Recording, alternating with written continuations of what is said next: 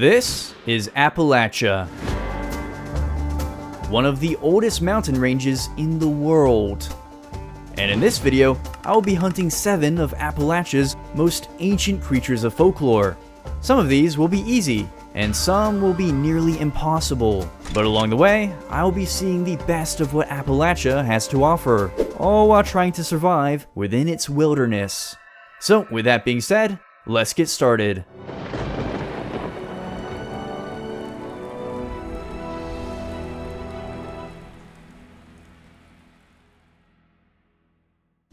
Hey everyone, now before we get into the video, I have some good news. From now on, all of my maps are going to be 100% free.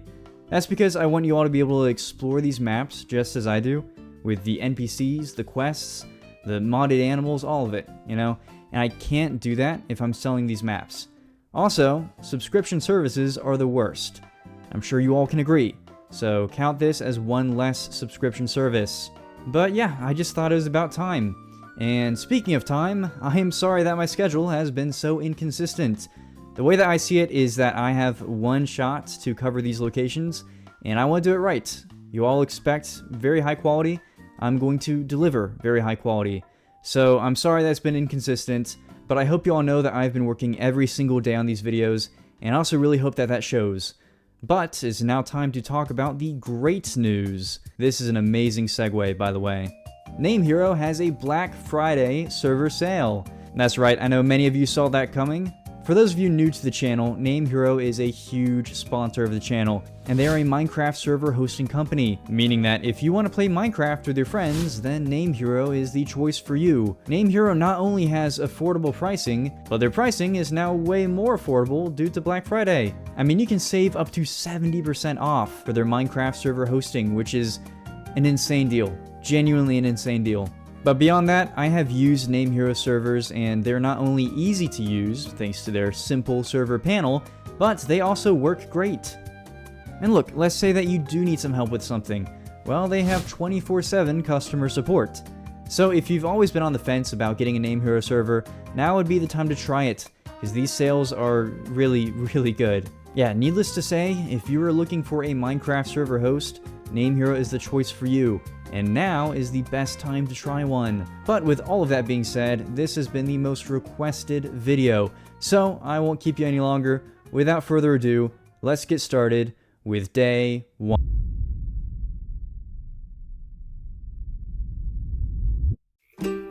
I spawned in and took a look around me. Oh, look at that. I wonder what state we're in. I then headed down to this pond, as I knew I would need some food soon. Oh. It is a beaver. Hey, look, I need food, okay? I'm gonna feel really bad, but I need food. He's even doing a little dance. Okay. This is making me feel awful, trust me. I hate this just as much as you do. Just make this easy. It's okay. I am friend. I am friend. I didn't even get food off of that. Because the beaver didn't drop anything, I went for this goose instead. Only this guy fought back. But I got some food from him anyways. Now it was time for me to make tools. So I collected wood, and then crafted a wooden pickaxe, which I used to collect stone. I then used that stone to craft some stone tools. From here, I wanted to take a look around the area and try to craft a bed if I could. So I headed off into the forest. And shortly after, I found myself at a river. I decided to craft a boat and row along it.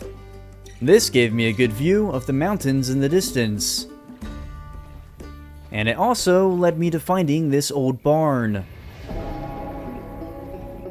As I approached the barn, I realized that I really needed to eat. So I dug a small mine and collected some stone for a furnace. Then, as I cooked my food, I took a look inside the barn. Oh, there's literally hay here. I did not even see this. Okay. Well, that is pretty useful. Alright. I found another beaver and decided that I wanted as much food as possible. And luckily, this one did drop some. So I cooked the beaver meat, before then turning around and exploring the silo.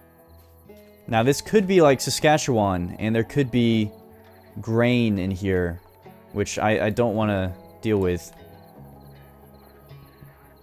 As I looked inside the silo, I didn't see any grain, but instead I saw a lot of cobwebs. Only that's when the sun began to set behind the mountains.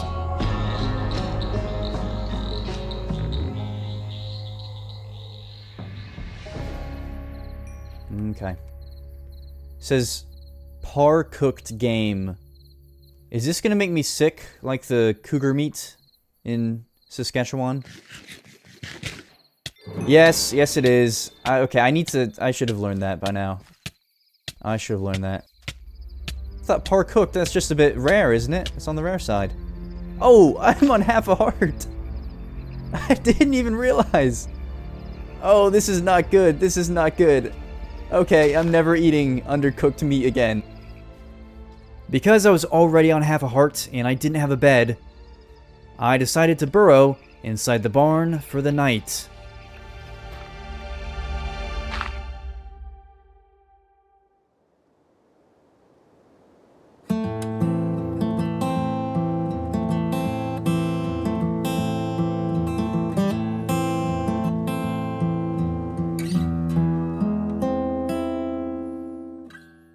As the sun rose on my second day in Appalachia, I left my burrow and headed back to the silo to collect string from the cobwebs I saw.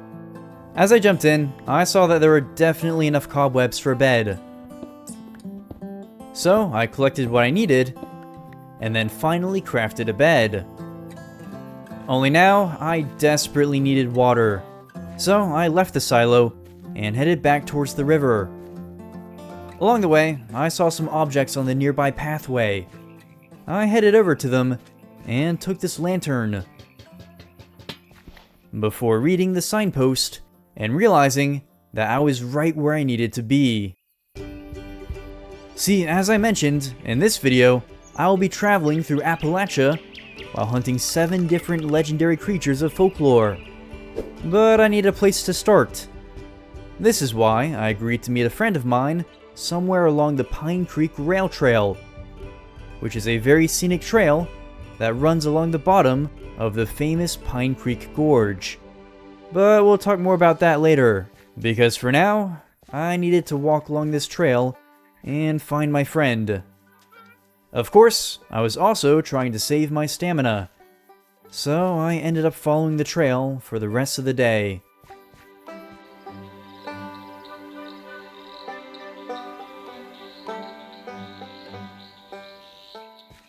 However, the next morning, I spotted this bridge ahead. I was really hoping that I wouldn't have to walk too much further, as I'm still on half a heart. I'm guessing that we just go this way. Okay, you can't do that. Not when I'm on half a heart, you can't do that. That's mean. As I crossed over the bridge, I made my way into a clearing on the other side. This is where I found another signpost, and as I read it, I realized that I was now entering the Pine Creek Gorge.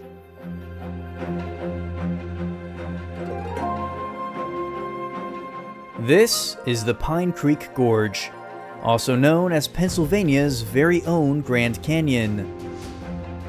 This stunning gorge stretches for around 47 miles, or 76 kilometers.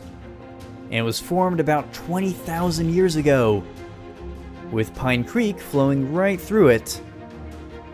Now, due to Pennsylvania's pioneering history, in the early 19th century, Pine Creek Gorge found itself being inhabited by lumberjacks. As more and more trees were cut down, the gorge slowly turned into a barren desert. A lot of the wildlife left the area, and forest fires were not uncommon. Thankfully though, within the last century, these forests have steadily grown back, inviting all sorts of wildlife back into the area. And today, you can visit Pine Creek Gorge along the Pine Creek Rail Trail, giving you some of the best sights within the state of Pennsylvania.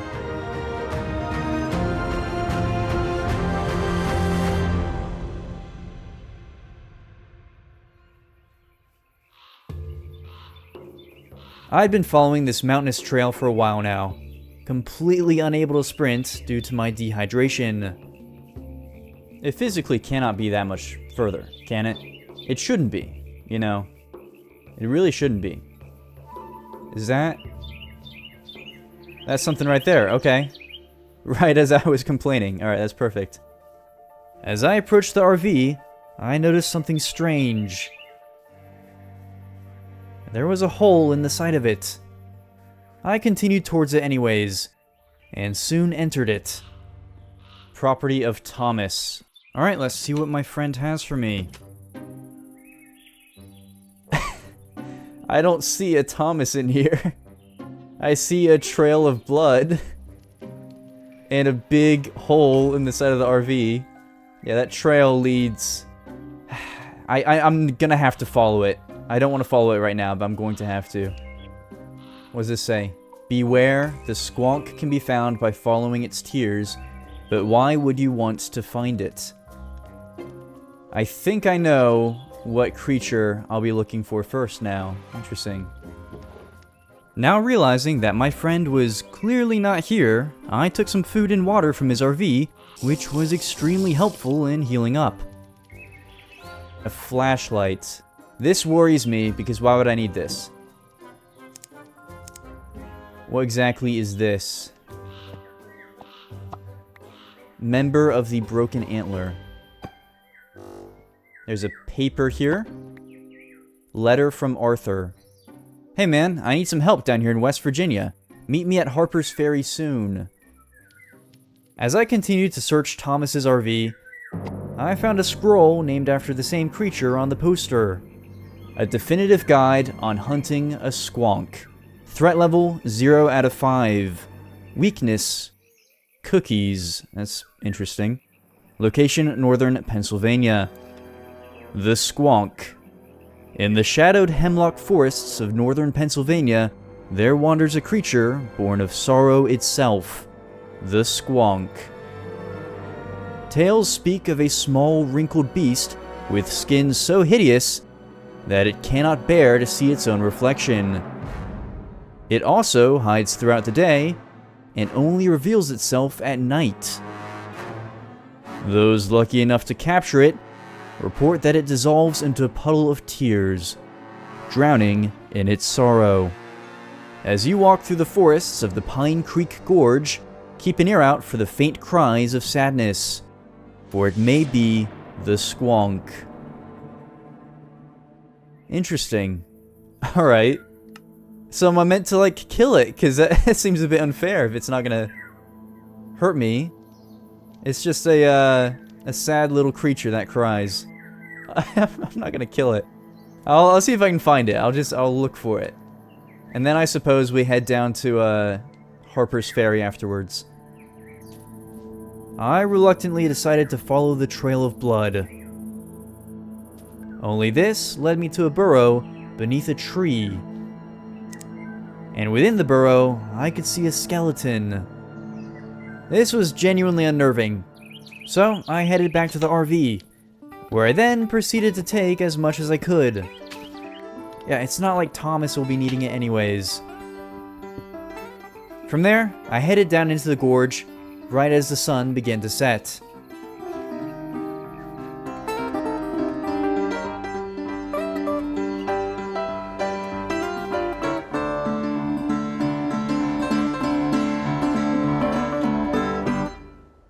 The next morning, I got in my boat and began to explore the Pine Creek Gorge, now officially on the hunt for the squonk.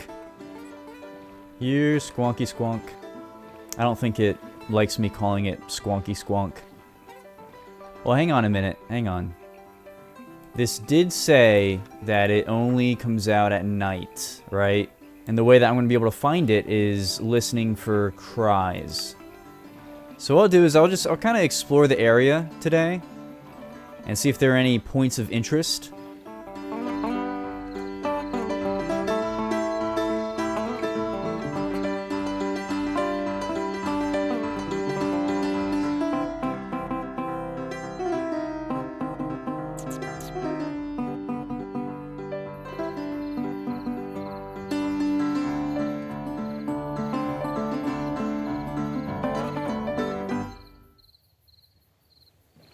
That evening, I got ready to hunt for the squonk.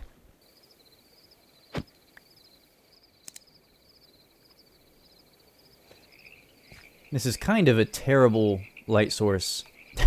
I'm not using this. Oh, this works perfectly, okay.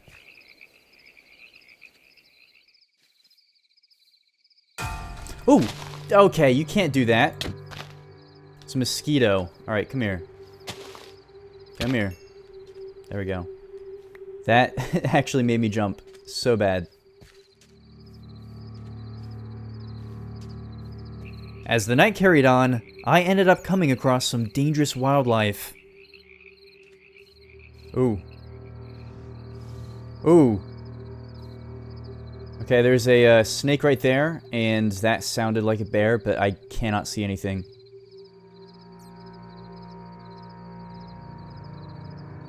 This is not good. I had a dream the other night that I was in Canada, and there was a bear following me. It was not a good dream.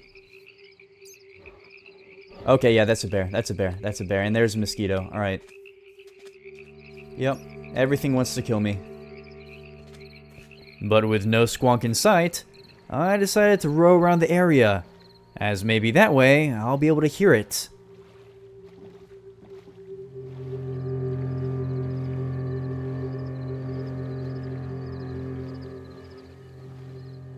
And sure enough, I soon heard something.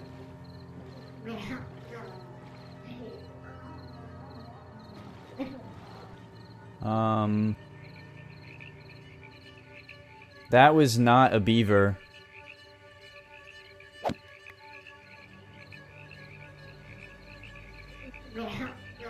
That's coming definitely from that direction. And that's when I noticed these tears on the rocks. Yeah, this had to be the squonk. So I followed the tears into the forest.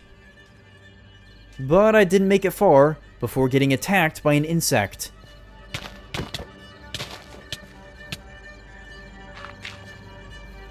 Yeah, I tried to run from it, but the forest was pretty dense.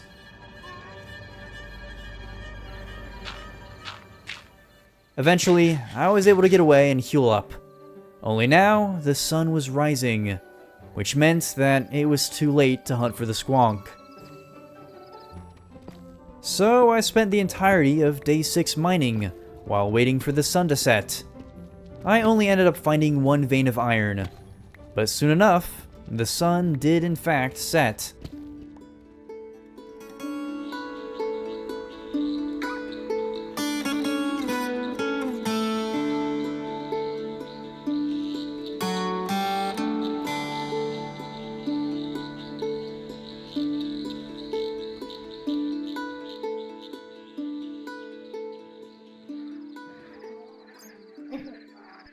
So I headed back to the tiers. Only this time, I ran through the forest. And eventually, I ended up climbing through the treetops. This is when I spotted a clearing ahead. I figured that the squonk could be over there, so I went to check it out. As I searched the area, I got chased by more mosquitoes.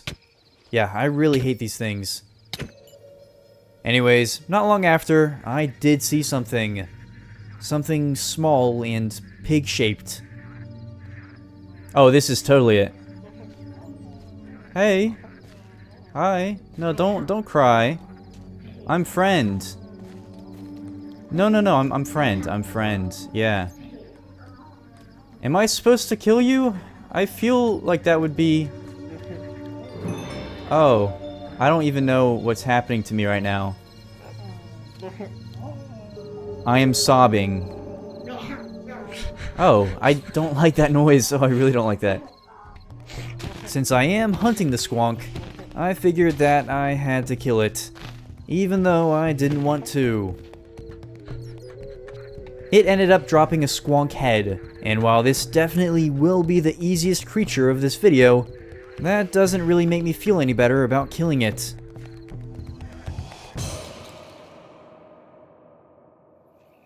The next morning, I took another look at the note from Arthur. It says, I need some help down here in West Virginia. Meet me at Harper's Ferry soon.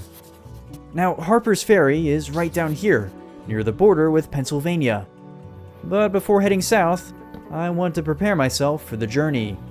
I smelted the iron that I had, and then used that iron to craft a shield and an iron pickaxe.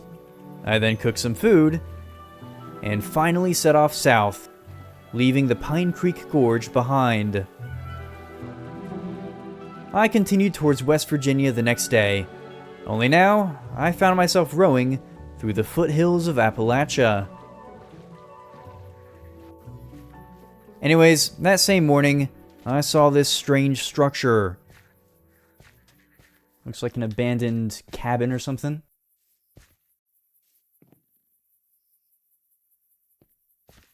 Okay.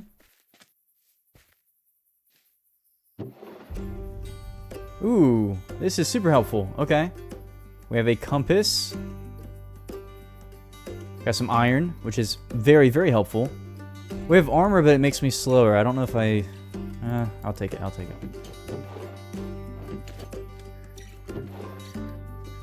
Interesting. Okay. Alright. So how does this work? Okay. Pretty self-explanatory. I'm not going to waste too much ammo, but I want to see how much this does in terms of damage. I decided to test out my new weapon on a nearby cow. But it didn't do as much damage as I thought it would. Regardless, I got back in my boat and continued south through the lowlands of Pennsylvania.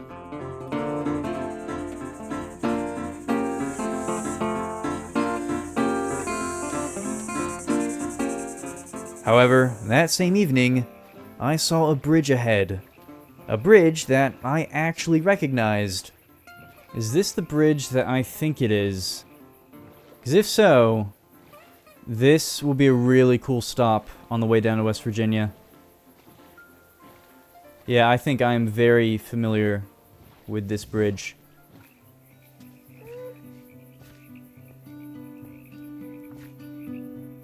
I followed the connecting pathway and soon saw a large statue in the distance. That's how I knew that I was walking through the fields of Gettysburg.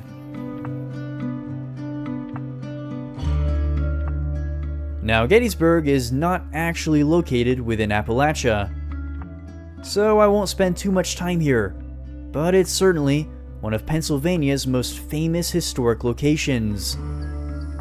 That's because Gettysburg was the site of the bloodiest battle of the American Civil War. It was here, on a hot summer day in July of 1863, that the Battle of Gettysburg was fought over the course of 3 days. This led to over 50,000 casualties, and is often considered to be one of the turning points of the Civil War.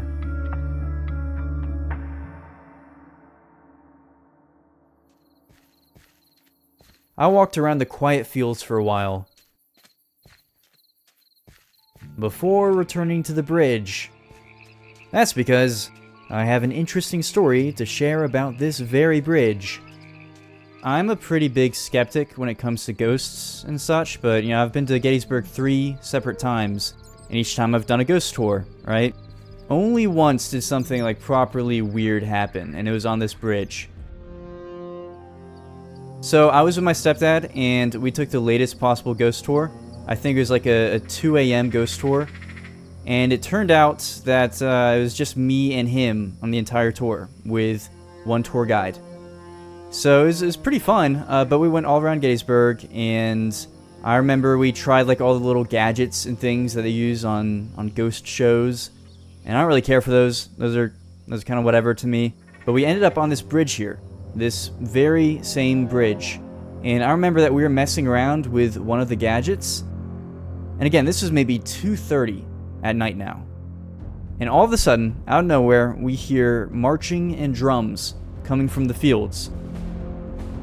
And they go on for at least 15 seconds. And then they just abruptly stop. And I remember my tour guide, he looked up at us and he's like, That is the first time that I've ever experienced anything like that while working here. And I don't know. That's one of those instances that I can't think of a rational explanation for. I don't think that there would be a group doing a Gettysburg reenactment of marching at 2:30 in the morning for only 15 seconds. It could just be me, but I don't know. I do think about that sometimes. Either way, I think Gettysburg is a fascinating place, so I definitely recommend you all check it out.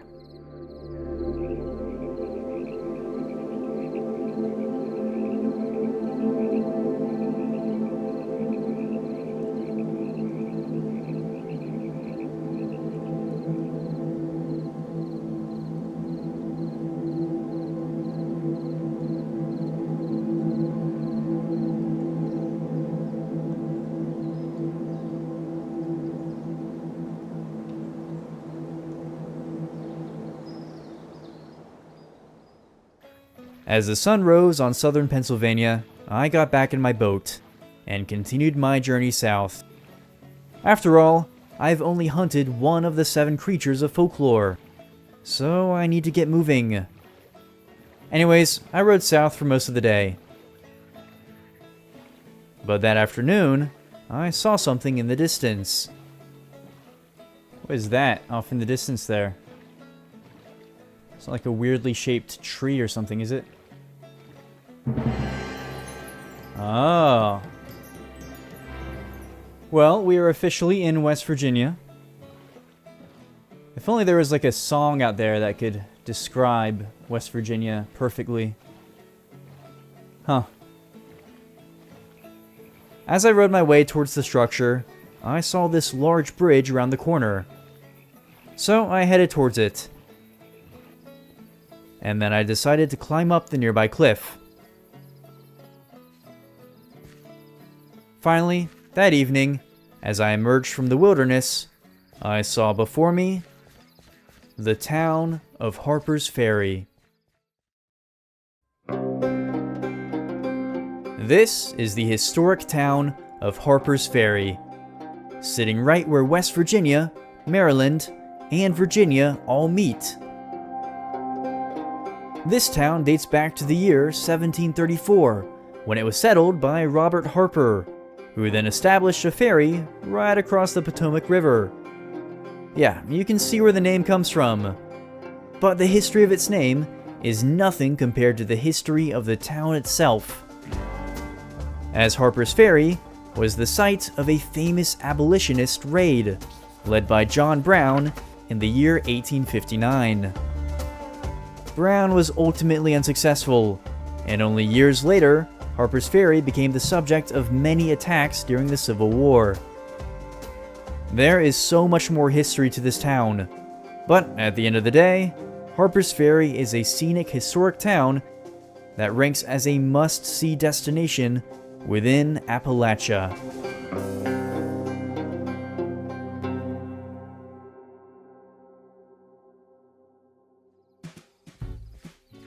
Now it was time to search for Arthur, only I had no idea where within this town he could be.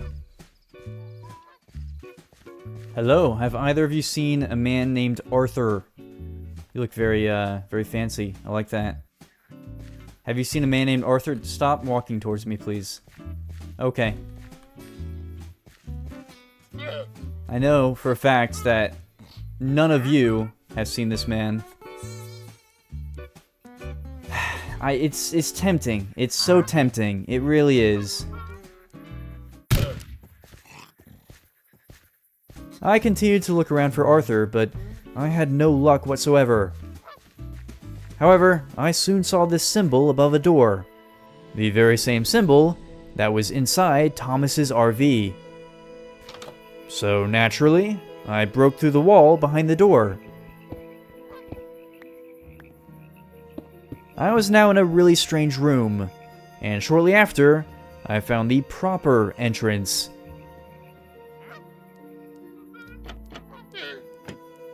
Yeah, this thing connected to the dumpster outside. Anyways, I soon realized that I was gonna have to do some parkour. Look, I could just build up, but you know, I'm clearly meant to do some parkour here, so we'll do the parkour, I guess. Guys, don't you can't judge. You cannot judge. Okay. Back in my day, I did a lot of parkour. I do not do parkour much anymore.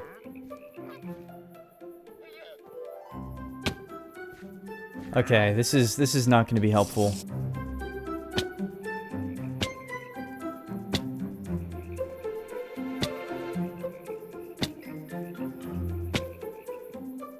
Maybe we'll open the window, get like a running start. That's all. Okay, that's all I need to do. All right. Now we're here. So, lantern to that, to that. All right. Come on. Okay, this is like the super edge of the lantern. All right.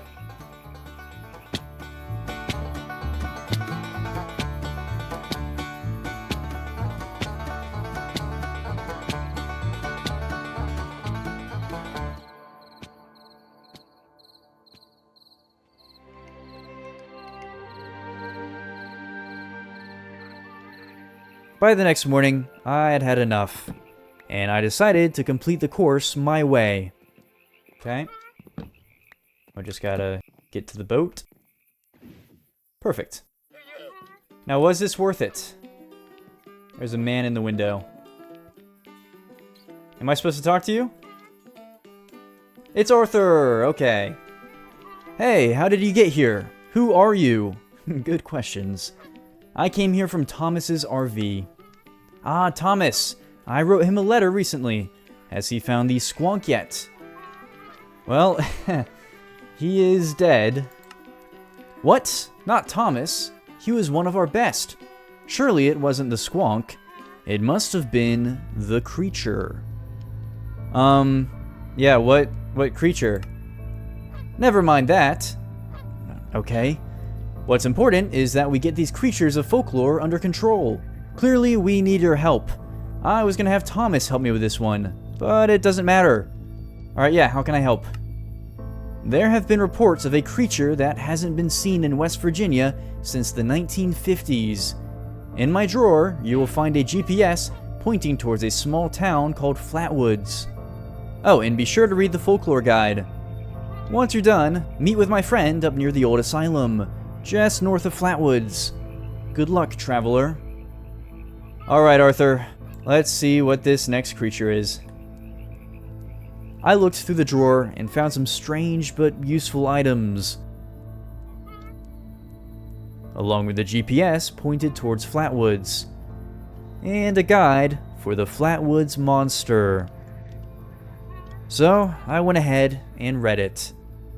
A definitive guide on hunting the Flatwoods monster. Threat level 2 out of 5. Weakness, physical attacks. Location, Flatwoods, West Virginia. On a cold September night in 1952, the quiet town of Flatwoods, West Virginia, became the stage for one of America's most intriguing pieces of folklore. 7 witnesses described a fiery red object, and upon encountering the crash site, they saw a tall, hovering figure with glowing red eyes, and a head shaped like a spade. The rest of it was metallic and inhuman, seemingly not from this world. As it floated towards them, it hissed and extended a claw. So the witnesses ran from the woods. Shortly after, others stepped forward, sharing their supernatural experiences that had taken place the nights prior. Yet the mystery endures to this very day. Was it an alien visitor from another planet? Or perhaps something much older than mankind, living among the hills of West Virginia? We may never know.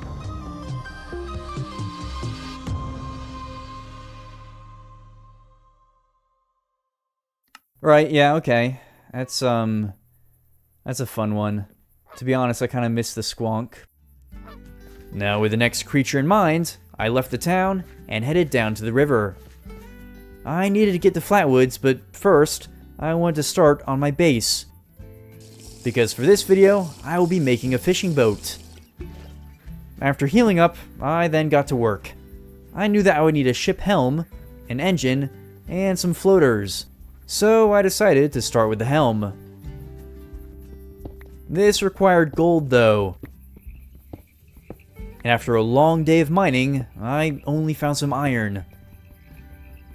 In fact, it wasn't until the next evening that I would find gold. But that same night, I crafted the helm. And the next morning, I headed back into town to get some blocks for my boat. Yeah, I collected so many blocks today.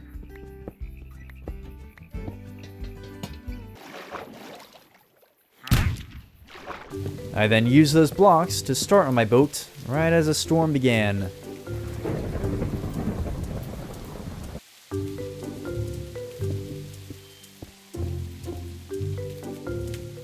But on day 14, I started smelting stone for my engine, before then continuing construction on the boat. I had to get even more blocks from the town today. But finally, the next morning, I crafted the engine. I still needed the floaters though, and these require string. I did remember seeing some cobwebs back in the Broken Antler building, so yeah, for the last time, I reluctantly headed back into town, and then collected string from these cobwebs.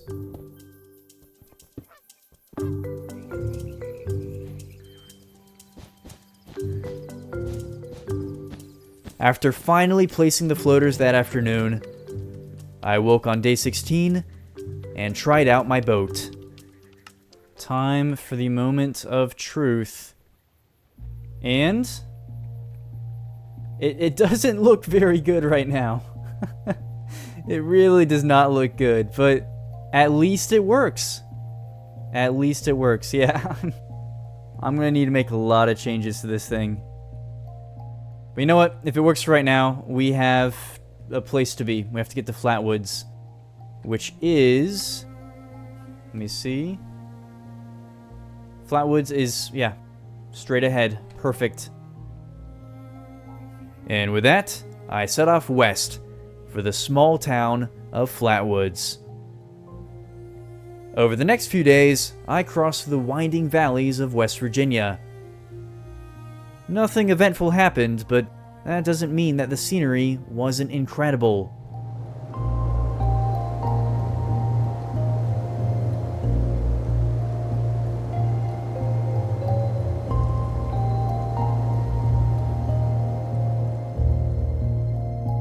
In fact, I ended up passing some huge rocky peaks, known as the Seneca Rocks.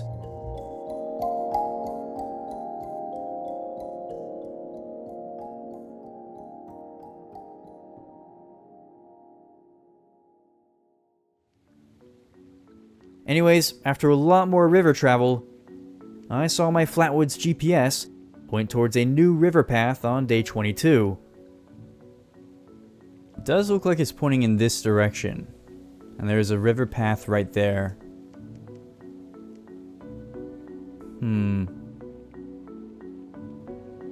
Okay, we will follow it. I followed this river path, even as it narrowed into a creek. The next morning, I hopped off my boat to collect some wood to use for fuel.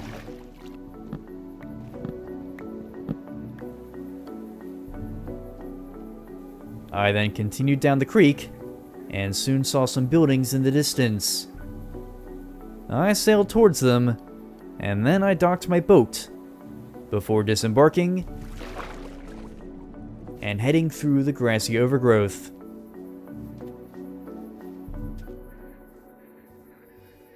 Welcome to the town of Flatwoods. Yep, alright, I'm at the right place. Interesting. I decided to look through the town for clues about this creature. Only there was something really eerie about this place. They're back. It's too late. They're back. Okay. I'm just gonna let you do your thing. What's in here? What was that? Okay. Oh. Hi. Can I talk to you? Shh, they can hear you. Yeah, I really don't like that. Okay. Flatwoods is not doing too well. Okay. I shouldn't laugh at that. But this is... Alright. Just proving my point, yeah. Flatwoods is not doing too well at the moment. What is going on? This is actually, like, slightly unsettling, I will say. Hello? I saw it down by the gas station every night since. A red trail, then they arrive. Now, I finally had a lead. So, I attempted to find this gas station, which I could only assume was somewhere along this road. But by now, the sun was starting to set.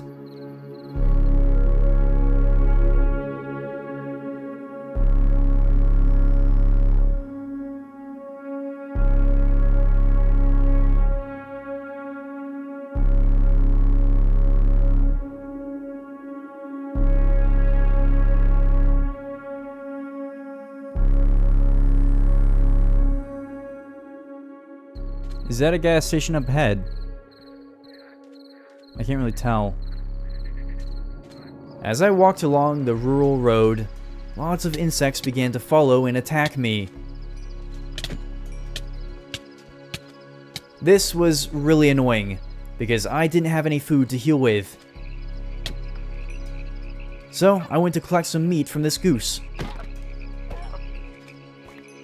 As I tried to kill a second one, it started to chase me, along with the insects.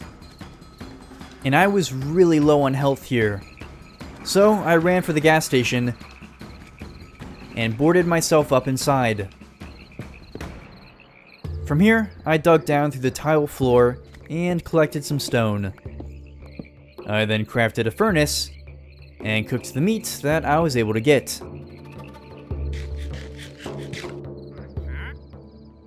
Hello, what would you like to buy?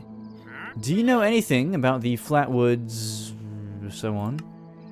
All I know is that the people from Flatwoods have been acting weird, and I'm not getting paid enough to deal with it. Have you witnessed anything? I saw something crash into one of their houses last night. Probably just a meteor or something. Ah, okay, thank you. Okay. She says it came from the woods across the road. I looked at the dark forest across the road, and knew that if I wanted to hunt this creature, I would have to enter it. So, I headed towards the forest, right as it began to rain.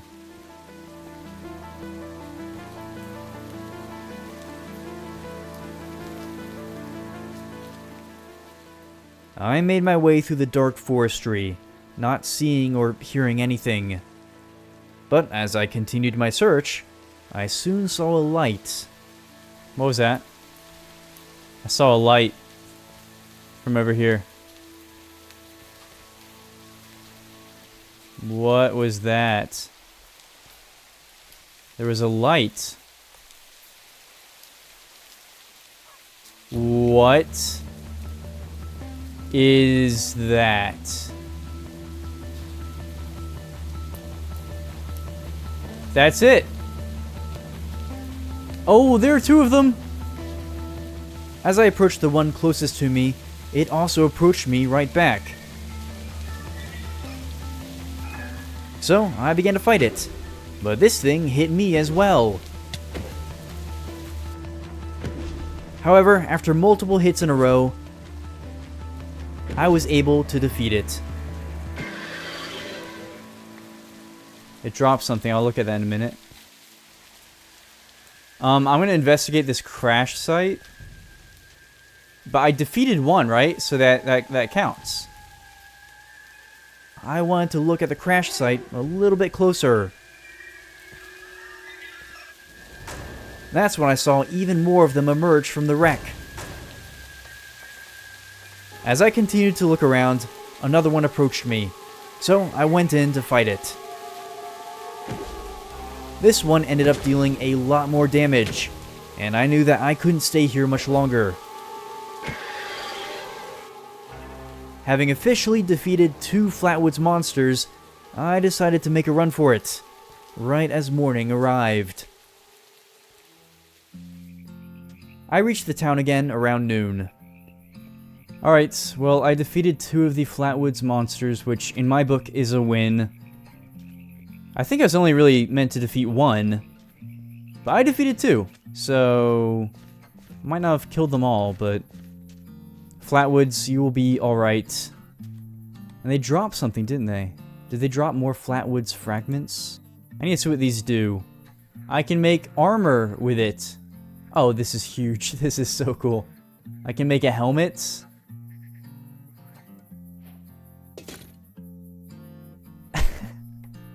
That is so cool. I'm wearing Flatwoods armor. That is pretty cool. Okay. Alright, well that was a success. Now I have to meet Arthur's friend up by the asylum, he said, which is north of this town. So we will see what that is all about. I decided to head down to the river and catch some fish, as I really needed food.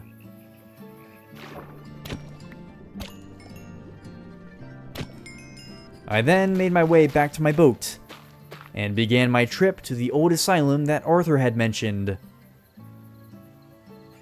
Now with 2 of the 7 creatures hunted, I was curious to see what the next one would be. Only that same night, I caught a glimpse of it. See, I came across this coal mine next to the river, but as I went to take a look at it, this happened.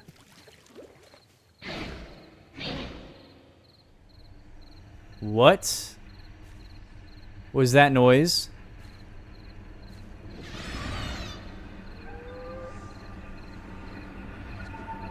That is one of the scariest things that I have seen in any of these videos.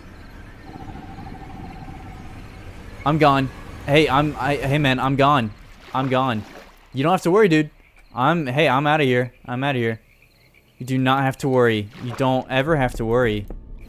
I'm gone. I'm gone. Me? I was never here. I was never here. I was... I don't even know... What is a coal mine? I don't know what that is. What is it? I don't know. That was awful. Okay. Yep. Okay. That is genuinely terrifying. That is... I think I know what cryptid that is. Most people do. But that is genuinely so scary. Okay. We're just gonna keep going.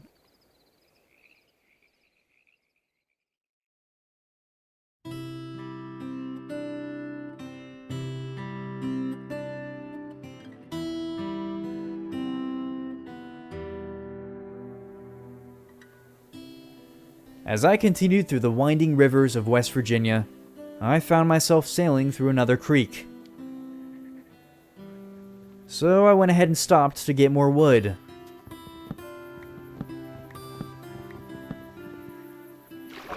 And I also did some fishing. Before then sailing through the rest of the day.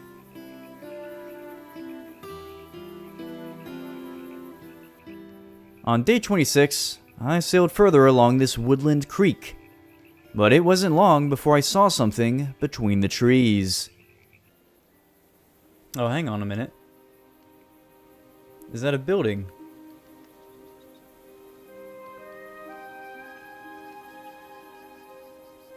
That is... Yep, this is the asylum. Okay. It's very intimidating. I'm... I don't know if I'm looking forward to inevitably going in there. Because I know I'm gonna have to go in there. Oh, we have a bridge ahead. And this boat is definitely not gonna fit under that bridge. Okay, well that will be a problem that I get to solve after I speak with the person here.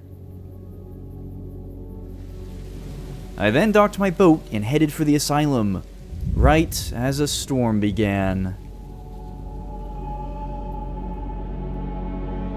The Trans-Allegheny Lunatic Asylum opened its doors to patients in the year 1864. This building was carefully designed in order to accommodate its patients and provide as much natural light as possible. And even though it remains as the largest hand-cut stone building in all of North America, the asylum was only ever meant to house 250 people comfortably. Unfortunately, by the 1950s, this asylum was overflowing with patients, leading to a peak of over 2,400 patients, all being crammed within the stone walls. This, along with the already torturous treatments used on patients at the time, led to some truly horrible conditions. The asylum's closure in the year 1994 served as a conclusion to this dark history. However, the ghost tours that operate within the asylum today would argue that this history lives on. Either way, this is one of Appalachia's most iconic buildings, sharing the same dark beauty as the region that it's found in.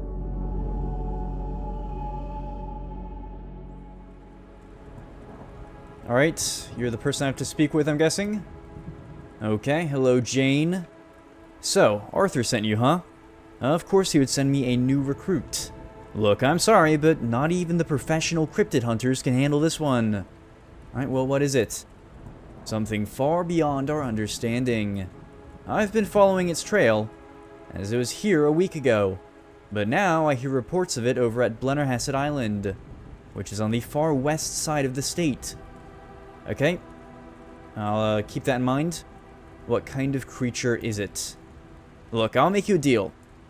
I left my folklore guidebook inside the asylum, and I am not going back in there. If you can find the book, then maybe you can handle this creature. Just head over to Blennerhassett if you can find it. I doubt you'll last 5 minutes in that asylum. Thank you, Jane. So supportive. Got some books. You can... That was not my fault. As the storm carried on, I entered the asylum.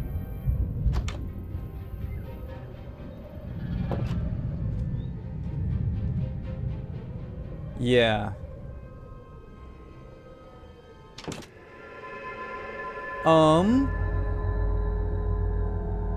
Okay, this is gonna be actually awful. I don't even know what that was. This is gonna be the worst. Okay. Okay. I've never just entered a location and really so dearly wished that I was not here. Do I go up here?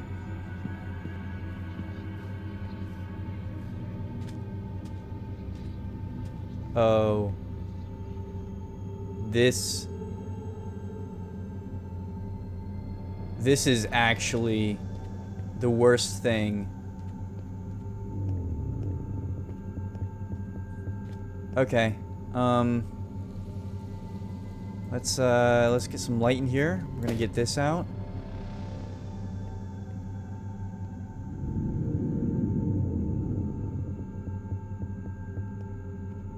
Okay. Very funny.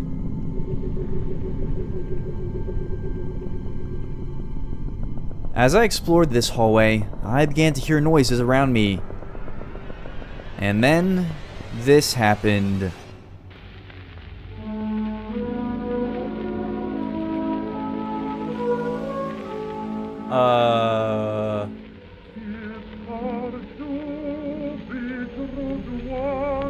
When No, no. Actually, no. Okay, but like, hear me out. No. Oh, this is awful. I hear things walking.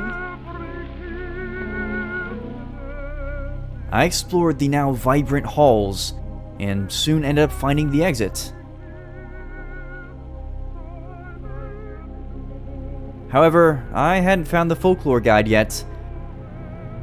So, I headed back through the halls, hearing all sorts of noises around me. Wait a minute. Please, please, please, please, please. Yes, yes, yes, yes, yes. Ooh, okay. Alright, let's get out of here. Now that I had the folklore guide, I headed to leave this living building.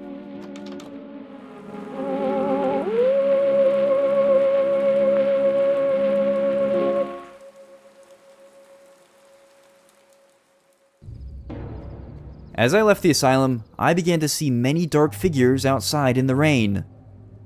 I then realized that I had left my bed back on my boat. This was a terrible realization. I began to run back towards my boat as fast as I could. As I did, I saw many ghostly figures around me.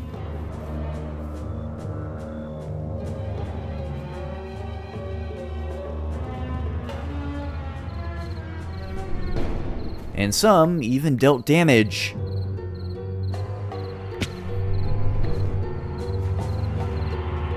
But finally, the sun began to rise.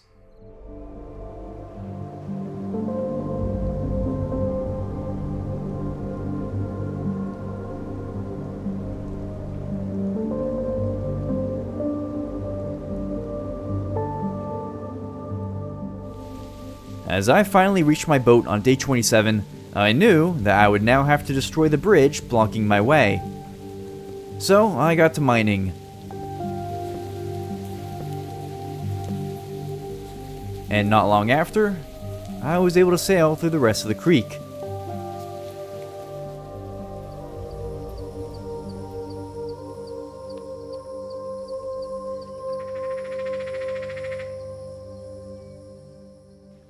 I sailed further west on day 28, towards my next stop. Okay, so I am meant to be heading west for Blennerhassett Island. She said it was the far west of West Virginia, so West Virginia. But, while we're on the way here, let's read about the cryptid that we'll be hunting over there. Okay. I have been looking forward to this one, so... A definitive guide to hunting the mothman, difficulty level 4 out of 5. Alright, weakness unknown. That's great. Location, West Virginia. In the river valleys of Point Pleasant, West Virginia, there lives an infamous legend of folklore. The Mothman was first sighted by a couple walking in the woods back in 1966. They described it as a humanoid figure with wings about 10 feet long. But most notably, this creature had glowing red eyes that pierced through the dark forestry. From there, at least 100 other witnesses claimed to see this giant humanoid figure gliding above the town of Point Pleasant. However, it was in December of 1967 that witnesses spotted the creature flying over the Point Pleasant Silver Bridge, and not long after, the bridge collapsed, claiming dozens of lives.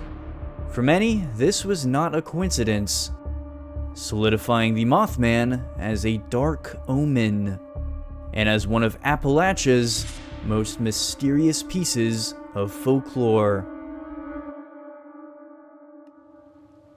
Yeah, I will say, Mothman is... He's such an interesting one.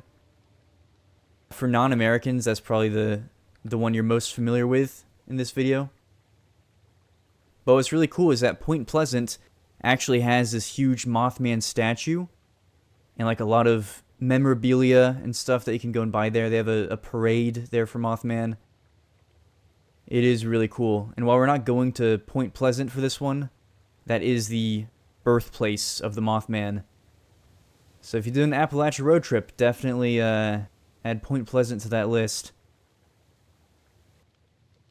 As the sun began to set, I decided to play the record that I had found in Harper's Ferry, because I knew that I had another long journey ahead of me. They give him his orders at Monroe, Virginia, saying, Pete, you're way behind time. This is not 38, but it's old 97. You must put her in center on time. He looked round, says to his black greasy fireman, just shove on in a little more coal. And when we cross that white oak mountain, you can watch old 97 roll.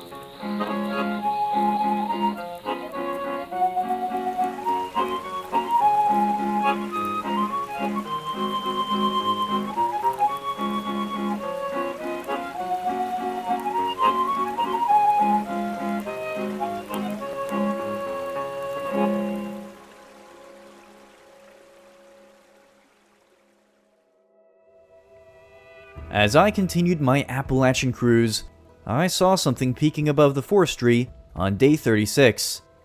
It was definitely some kind of structure, so I hopped off my boat and went to take a look. As I approached it, I found what looked to be an abandoned factory of some sort.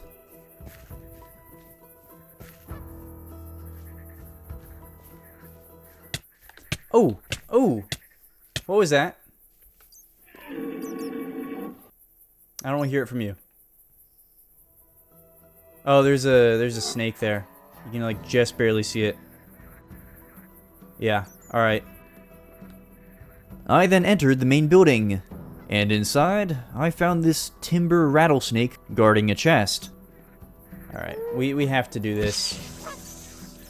That was way easier than I thought it was gonna be. Alright. So we have some arrows, a crossbow, very nice, very nice. Some antlers, which I don't need. I don't need this even more. There's a painting that says moth. I can imagine that this is... You know what? I like it. It's going on the boat. In fact, a lot of this is going on the boat, because I want to take these. I collected a lot of furniture for my boat, before then leaving and heading along the nearby path, right as the sun started to set.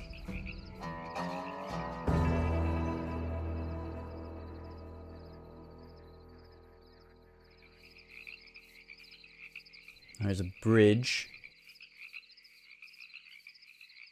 And I just now realized I forgot my bed again.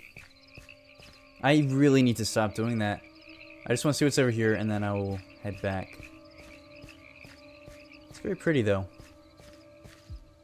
As I headed across the old bridge, I suddenly heard something that caused me to immediately stop.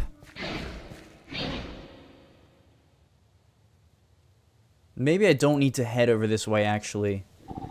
Doesn't look like... No, that's not coming from over there. That's funny. That's... Oh, that's so... That's... yeah, that's... Wow. That is that. And now I have to deal with that. That is... I don't want to engage with it, because that is actually terrifying. That is genuinely so scary. Ooh, this bridge is high up. This bridge is very high up. Okay. Oh wait, I can just shoot it from here. Can I? I don't think I can even land that though, can I? Did I? Did I just hit it? Ooh, yes I did. Yes I did. Oh.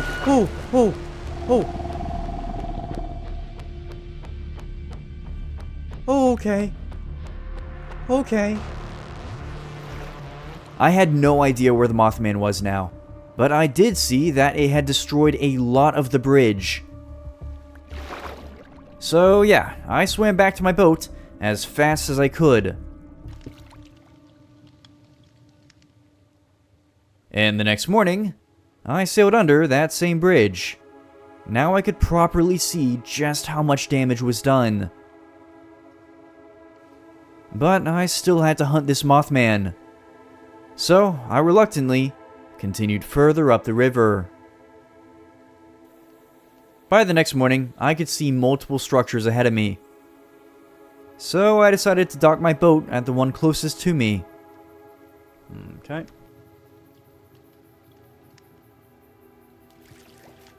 Oh, this is a tent. Big tent. It's nice. Very nice. Hello. Hey there. I'm guessing you're here to see the awesome tent setup. No, unfortunately not, but it is pretty awesome, Brad. I'm here for the Mothman. Ah, so the broken antler sent you too, huh? They must think I'm dead. I've actually just set up a campsite here, because the US government won't allow anyone onto Blennerhassett there behind me. And why is that? Well, apparently, the Mothman keeps returning to the island each night. He certainly wasn't there night before last. They're trying to find a way to capture it, because killing it seems to be impossible. Good to know. Don't try to interfere with their operation. Only a crazy guy would do that. Alright, thanks for the information. No problem. I'll tell you what, go and hunt that creature over in Ohio instead. There should be a book about it in my drawer. Okay.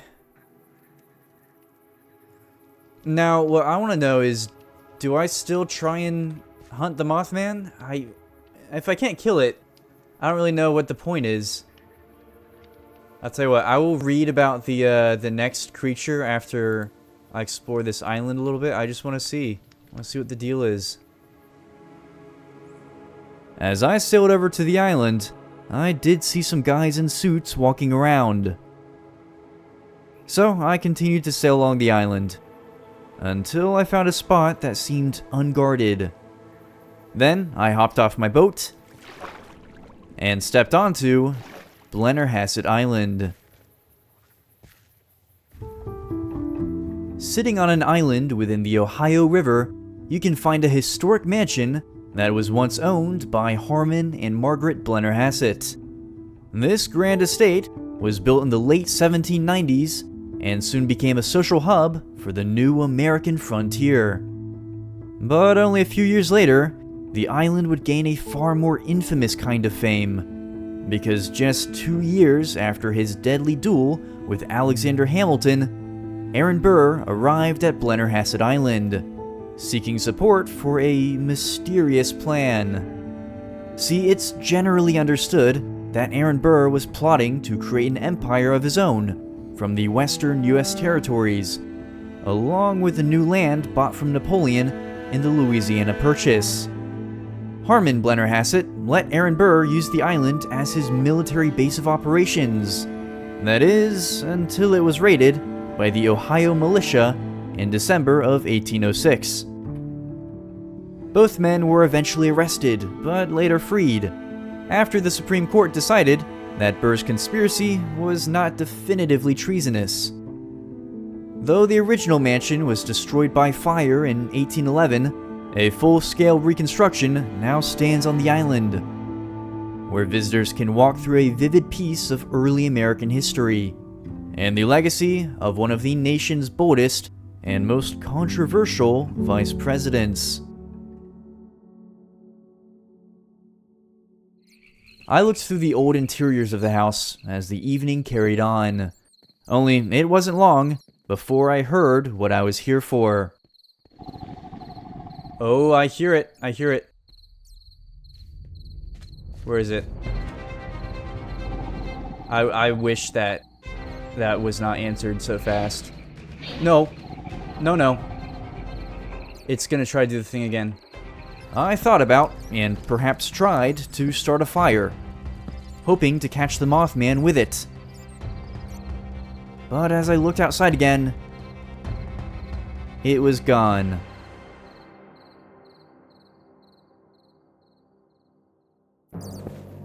So the next morning, I decided to mine the entire roof area where I had seen him the night prior, hoping that maybe now he will spawn inside the house. And no, I do not condone the destruction of historic sites, unless it's in order to capture the Mothman.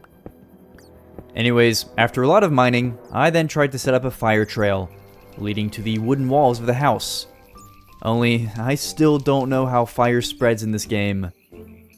So if it spreads to this, it'll go up here, and then it'll set off a chain reaction, which will reach the walls, hopefully in time for Mr. Man. I don't know. I guess we will see. There's a beaver in the house. Oh, wait. Did something... No, I don't think anything happened. Yeah, with no luck on the fire, my plan was completely falling apart. And since I couldn't kill it, I didn't know what to do from here. Of course, by now, the Mothman was back. So, with one last effort, I got my boat out, and I tried to trap him.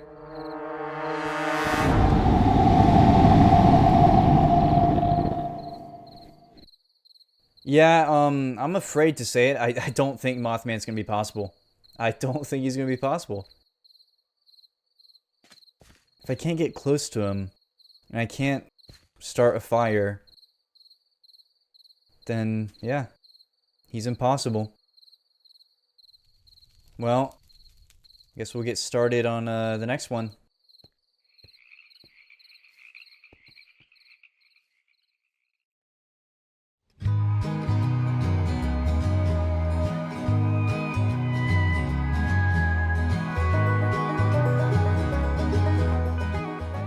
With one of my very few failed hunts in this series, I left Blennerhassett the next morning, leaving the Mothman to roam free through the skies of West Virginia. From here, I simply continued along this river.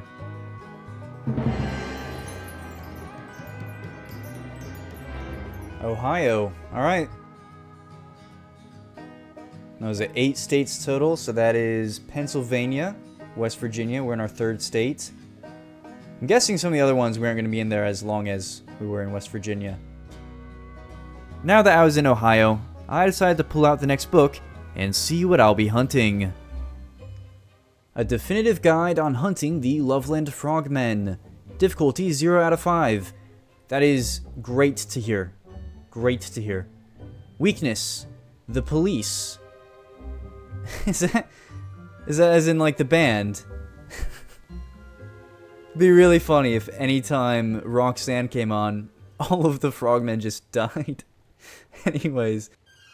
Along the quiet banks of the Little Miami River in the town of Loveland, Ohio, Appalachia holds a secret that has puzzled locals for decades. The first recorded sighting of the creature happened in 1955, but that sighting was followed by a more famous one almost 20 years later, when a police officer swore that he saw a 3 to 4 foot tall bipedal frog climbing over a guardrail, before quietly vanishing into the river below. 2 weeks after this sighting, another officer claimed that he shot and killed the very same creature, only this was later proven to be a hoax. Either way, with more and more sightings of these frogmen occurring, even in recent years, the Loveland frogmen remain as one of Appalachia's strangest mysteries. With a new creature of folklore to hunt, I set off into the grassy lowlands of Ohio, hoping to find my way to the marshes of Loveland. Only the next day, I clearly took a wrong turn. Oh wait, no. We went too far. We'll be back, Kentucky, we'll be back. That evening, as I headed back into Ohio, I found this old church. So I decided to head over to it. And then I decided to stay there for the night.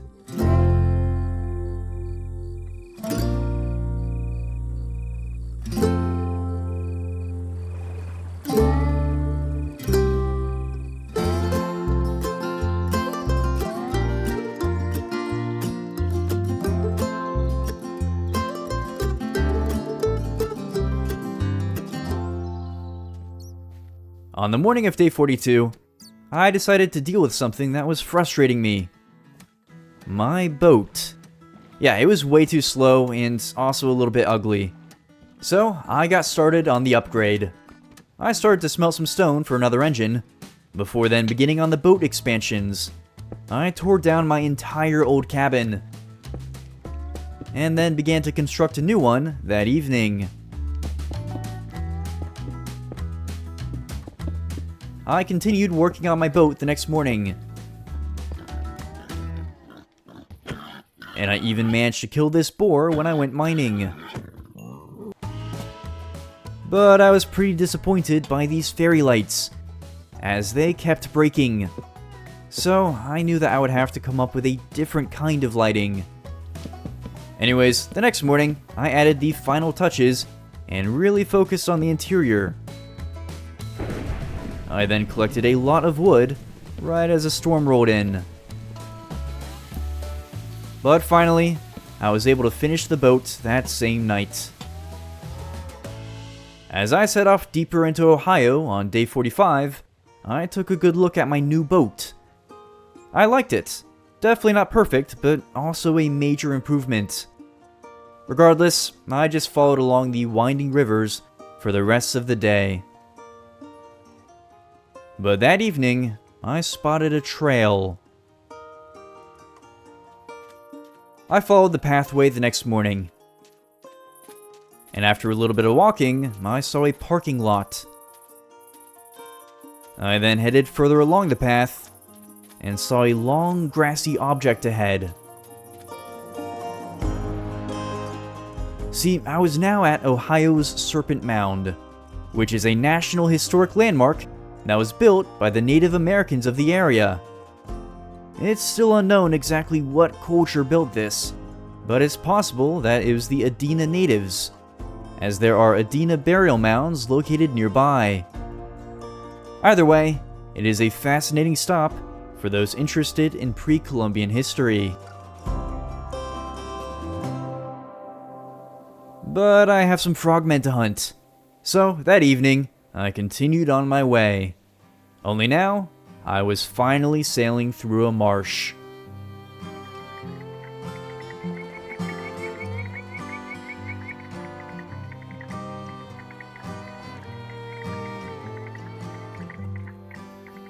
The next morning, as I looked at the swampy environment around me, I was reminded of the Everglades, although that is many miles away down in Florida. Regardless, as I made my way into this larger marshy area, I saw a clearing ahead, so I went to take a look.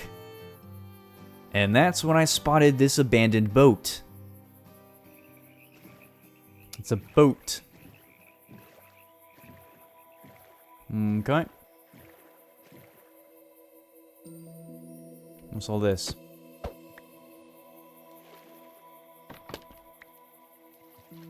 A fish trap. That could be useful, I think. Ah, it belongs to the broken antler.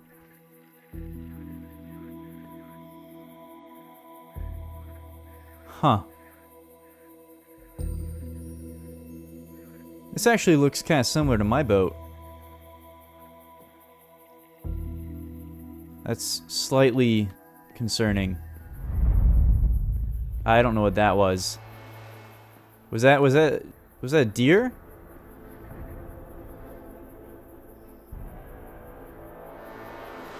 That thing has glowing eyes.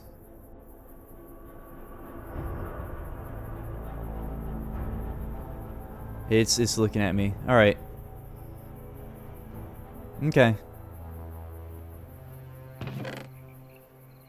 Okay, so this is the next one right here. So we'll do the frogman first, and then we'll follow that one.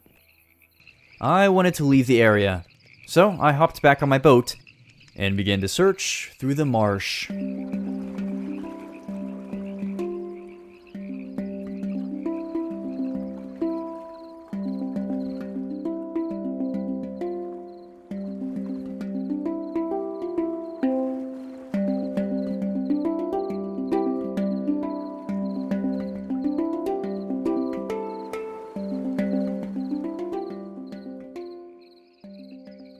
As I sailed through the watery lowlands, I noticed that there was something beyond the boat. So I reluctantly hopped off and headed over there.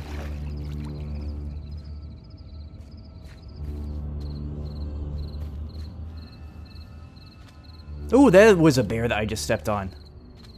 Oh, okay. That was not good. I realized that it was just a road, so I went to head back. Only, as I reached my boat again, I saw the deer. What is that? Don't I have zoom? I can zoom, yeah, okay. What is that? I really don't like that.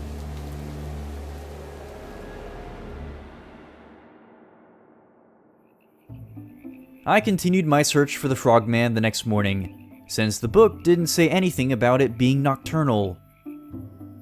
But before I knew it, my boat got stuck in the marshy grass. So I took this opportunity to search the land nearby.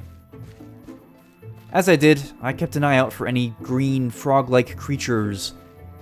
But I only found these coyotes. Oh. Hey guys. Have you seen a frogman? About yay high. Frog-like. Okay, I'll take that as a no. However, after getting my boat stuck yet again, I went to search this other piece of land nearby. And this time, I heard something new.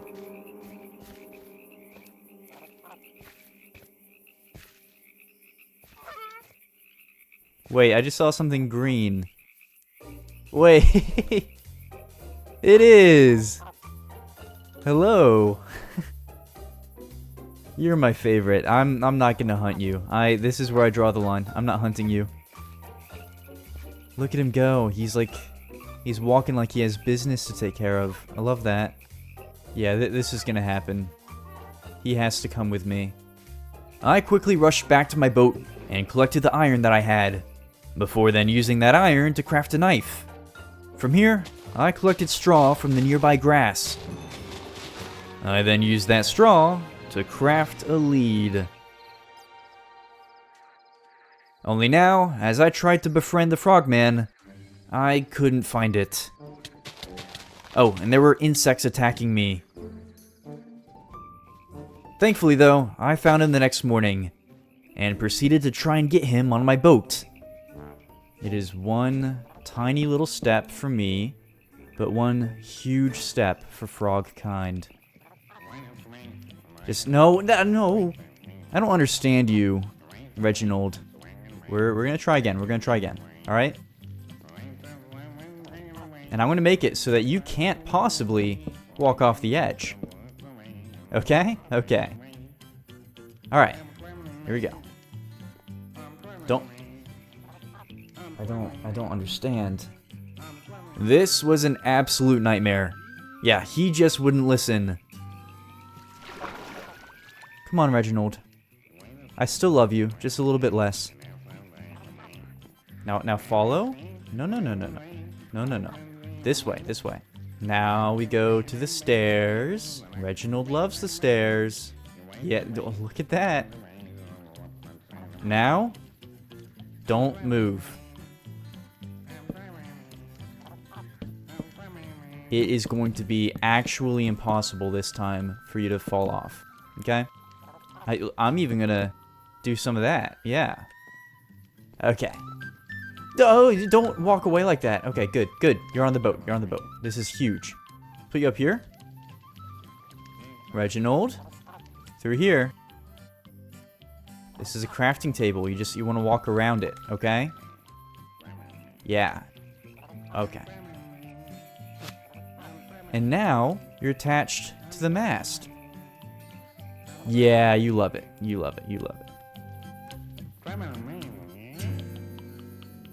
Finally, after foolproofing literally everything, I managed to get him aboard. From there, we made our way out of the marsh. Over the next few days, we headed back towards Kentucky, as I'm familiar with this next creature as well, and I know just where to find it. Only now, it seemed as though fall was arriving.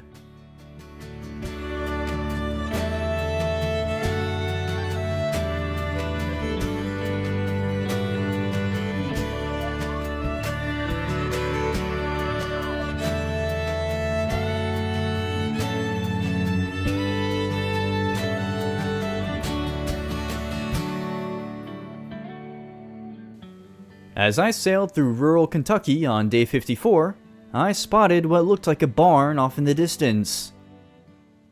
Now, before we discuss the Pope-Lick monster, I have something very important that I need to discuss and make clear. Under no circumstances should you ever stand on train tracks, and I'm mentioning this because unfortunately lives have been lost in pursuit of this fictional cryptid.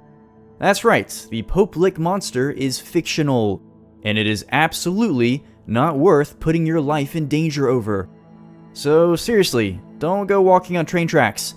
I cannot cover this piece of folklore without mentioning that. Anyways, let's read about this creature. Alright, a definitive guide on hunting the Pope-Lick monster. Difficulty level 4 out of 5. Okay. That was the same as Mothman, so that means that this one might be impossible.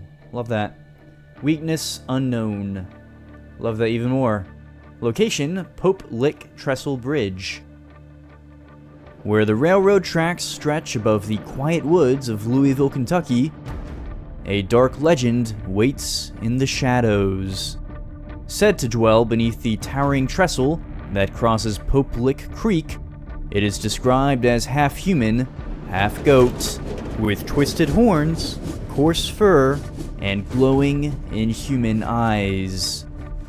This creature is absolutely evil in nature, and it will attack with great speed and strength.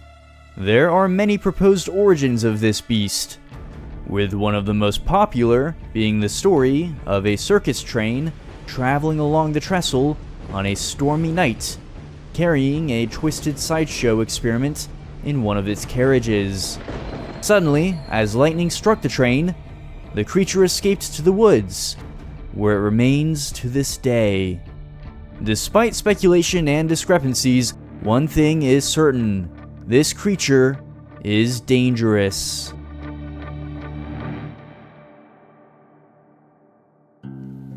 I decided to hop off my boat and check out this barn in the distance.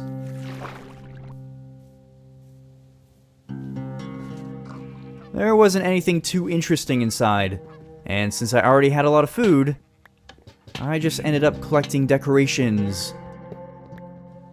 Anyways, the next morning, I found myself entering this swampy area.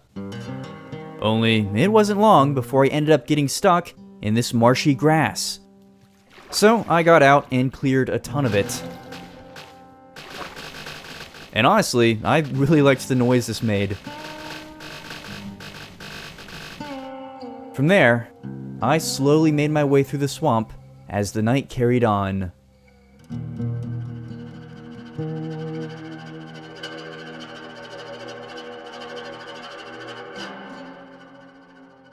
By the next morning, I was sailing through a tiny creek. Ice was also starting to form along the sides of it. But that wasn't my main issue, as I soon found myself stuck on the shallow floor of this creek. So once again, I hopped out and did some clearing. Only this time, I began to freeze. Thankfully though, I was able to make a circle of heat to keep me warm here. So from there, I just continued down along the waterway in the direction of Louisville. However, on day 57, I saw a large trestle bridge ahead of me. I slowly made my way towards it, before then docking my boat right below it. Then I collected some blocks and some wood. But as I went to craft ladders, I noticed that the ice was spreading. Yeah, there it is. Okay. Let's do this. I then began to climb up the side of the trestle. What was that?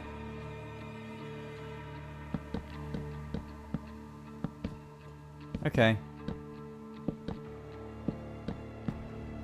This is already so high up. I'm not loving this. Ooh, yep, that's a train, that's a train, that's a train. Okay. Alright. I know I've already mentioned it, but seriously, do not go on train tracks in real life. Do not do that. It is, like, super, super dangerous. I had to be extremely careful here. So, as a few more trains passed by, I simply waited for the sun to set.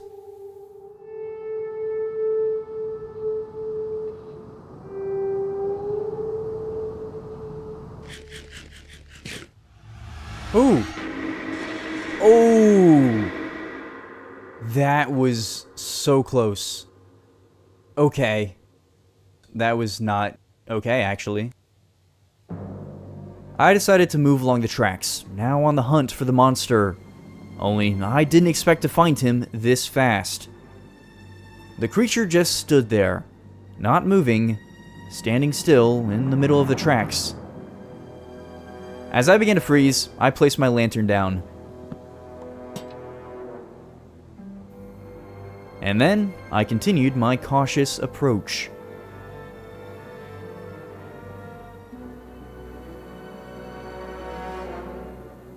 Suddenly, it began to charge right at me as a train arrived. So, I immediately started running. But, as I looked back, it was gone. And I didn't see it again for the rest of the night. The next morning, I knew it was time for a plan. I collected a lot of wood today, because I wanted to make a tunnel trap below the tracks. I spent all day doing this.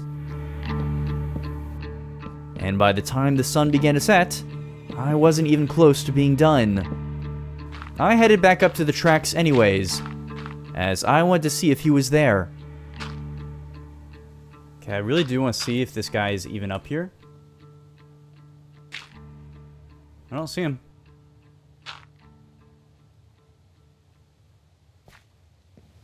Oh!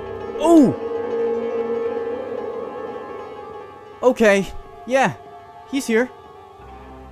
As I ran, I began to freeze again. Only once I was fully warmed up, the monster was nowhere to be seen. Yeah, this one is gonna be tough. On day 59, I got to work on digging out a giant gap below the railroad. By now, I had the trap mostly set up. So, that afternoon, I climbed back up onto the bridge. Only this time, I saw him immediately. So, I began to approach him again. However, he didn't move. That is, until I got very close to him. Yeah, I started running again, but just like last night, he disappeared. By now, I was getting frustrated, but I did make a note of the exact area that he spawned in. So, the next morning, I decided to give this one last attempt. After all, I still have 2 more creatures to hunt. This time, I dug out the area that he spawned in at. And then, I built a makeshift cage below. Now, all I had to do was wait.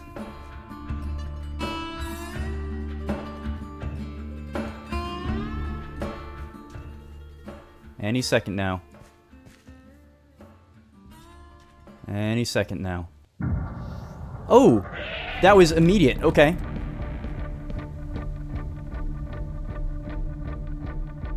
Did it run off?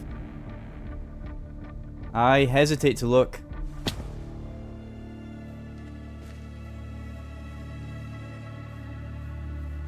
and it just broke through right here. That's definitely not what you want to see.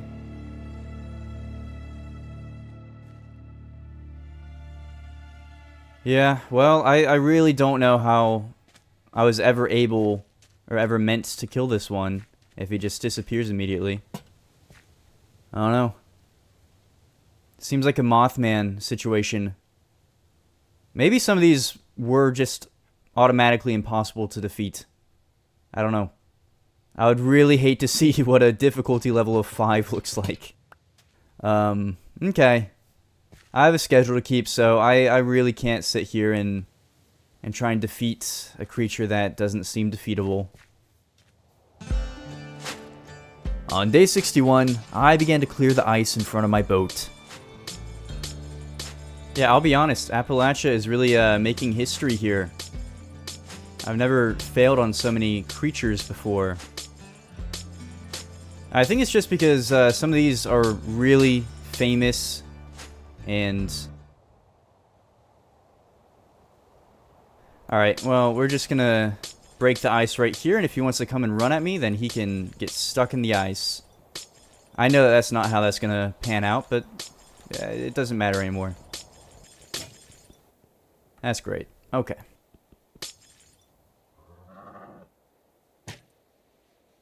I'm having a great time. This is... Loving this. This is good. You know what? I want to move on to the next state. The next creature. After my final encounter with the Pope Lick monster, I continued to clear ice for the rest of the day.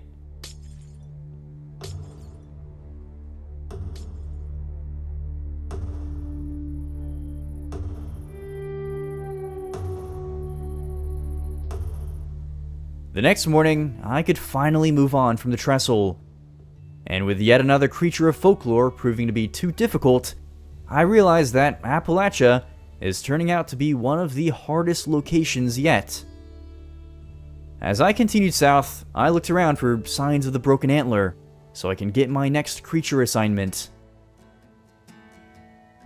Only the next day, I found myself sailing through the heart of the bluegrass state.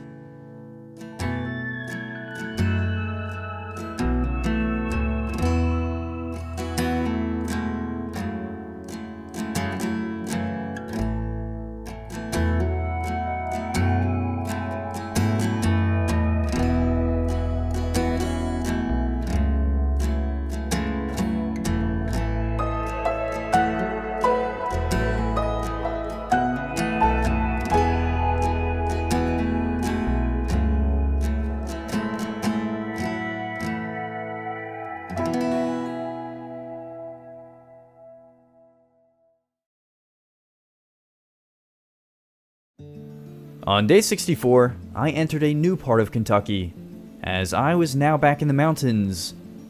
But I was soon distracted by the appearance of a fire watchtower. However, as I began to sail towards it, I suddenly started overheating.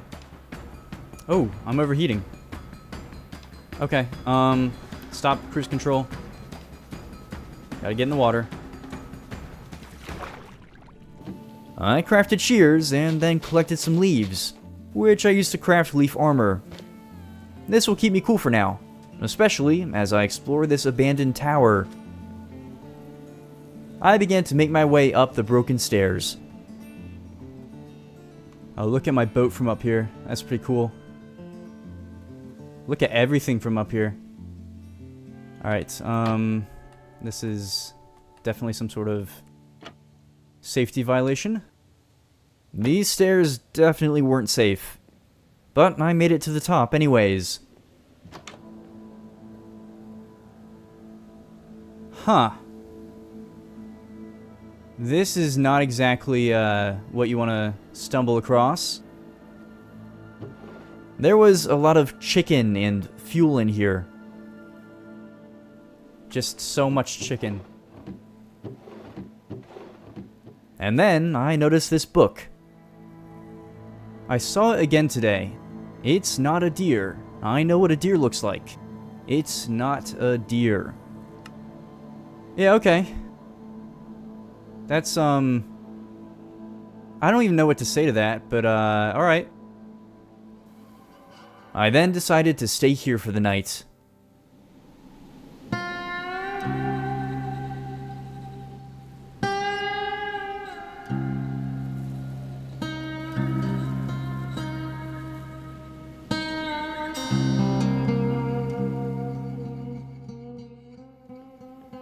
Imagine waking up and having this as your view. Like, seriously. Look at that.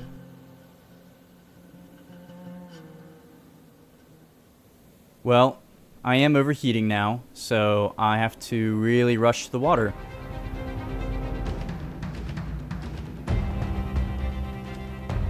Okay, that's a cliff. That's a cliff. Ooh, that's a coyote. Come on. Not good, not good, not good. Come on, come on.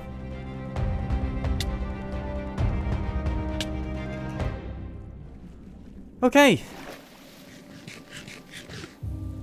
After cooling off, I headed back to my boat and continued through Kentucky's Red River Gorge area. And by the next afternoon, I had come across something that was pretty cool.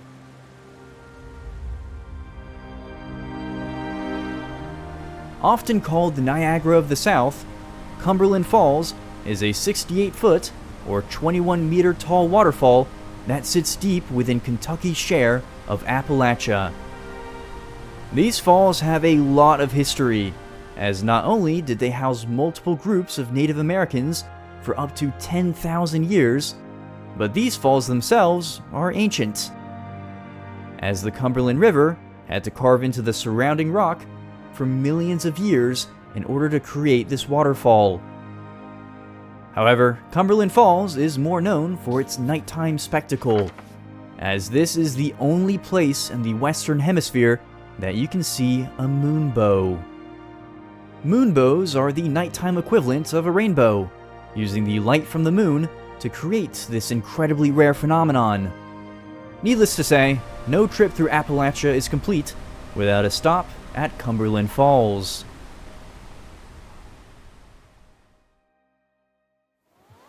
As I approached the falls the next morning, I saw some people on the lookout. Do you talk? No. Do you talk? No. You look like you talk. You look like you talk. Yes. I'm worried about my friend. He texted me about an hour ago saying that he reached the rapids just beyond the falls. Oh no. Okay. He also said something about this weird guy on the raft who kept talking about a mythical cat with 6 legs. How strange. Okay, this sounds like the broken antler.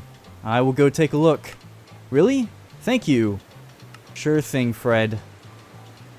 Said just beyond the falls, yeah? Well, I'm not going to be able to get my boat up the falls. I guess I will do some investigative journalism, and I'll probably have to craft a boat, but, you know, gotta do what you gotta do. I headed over to the nearby woods and crafted a boat. I then began to row my way over to the rapids. Interesting little dip in the water there. Now I'm... okay. That was not helpful. Have to avoid those currents, I guess. Cut it diagonally. Did you see that? That was beautiful. I reached the rapids that afternoon, only they were really hard to row through. Okay, this is not gonna go well. Alright, we're gonna have to swim the rapids, which is something you should never do. Never swim rapids. Doing a lot of things that you should never do in this episode. I blame Appalachia. As I climbed up this rock that evening, I saw something orange on another rock in the distance.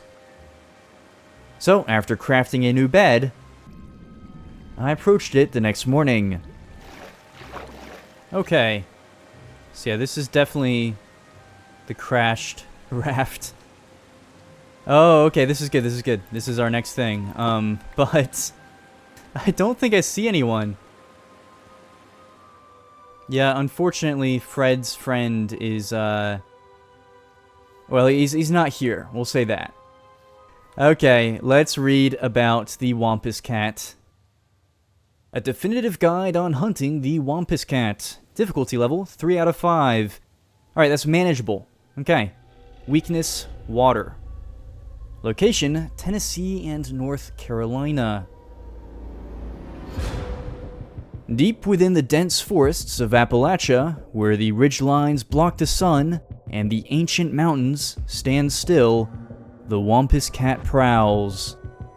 This six-legged powerful cat originates from Cherokee mythology, where one legend claims that it's the spirit of a woman who is caught secretly watching a sacred ceremony. In response, her spirit was then cast into a nearby pelt, a pelt that just so happened to belong to a mountain lion. Whatever the true origin may be, this cat is known throughout Appalachia, thanks to its incredible hunting intelligence and its unmatched speed. So, as you travel through the Great Smoky Mountains, keep an eye out for this fearsome cat.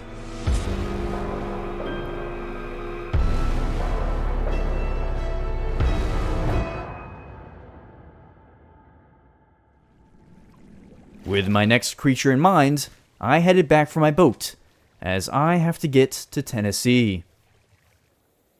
And so, over the next few days, I made my way around the falls and down towards Tennessee. As I take this journey, I want to mention something really unique about Appalachia. See, these mountains are some of the oldest in the world, with some parts being formed over 1 billion years ago. But even more interestingly, the Scottish Highlands that I explored almost a year ago were once connected to Appalachia as a part of the Central Pangean Mountains. That's why you can find some similarities between the two of them. Anyways, Scotland aside, I still had yet to reach Tennessee on day 74. However, I did end up seeing this building. Don't worry, Reginald, I will be right back. Okay. It looks like an old general store kind of thing. Oh. Must be a horse upstairs. Interesting. Got some cobwebs. Sasquatch foot. Interesting. I'll take it. Why not? Not much else. Alright, let's go see this horse.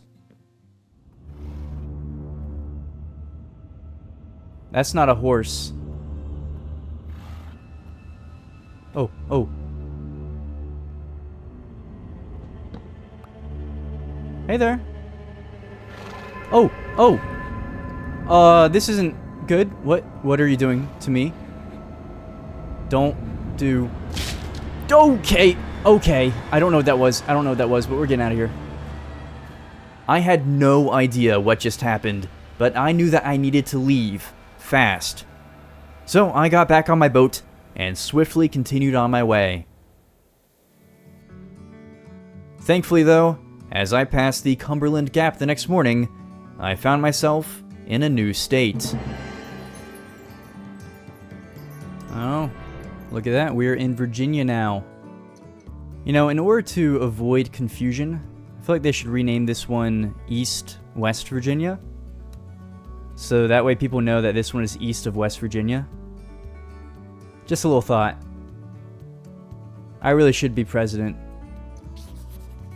Yeah, I still have to pass this section of Virginia before then heading down into Tennessee. And as I continued further into the state that evening, I saw another riverside attraction. There was a signpost here that marked a trail to the Devil's Bathtub, so I decided to take a quick side adventure and check it out.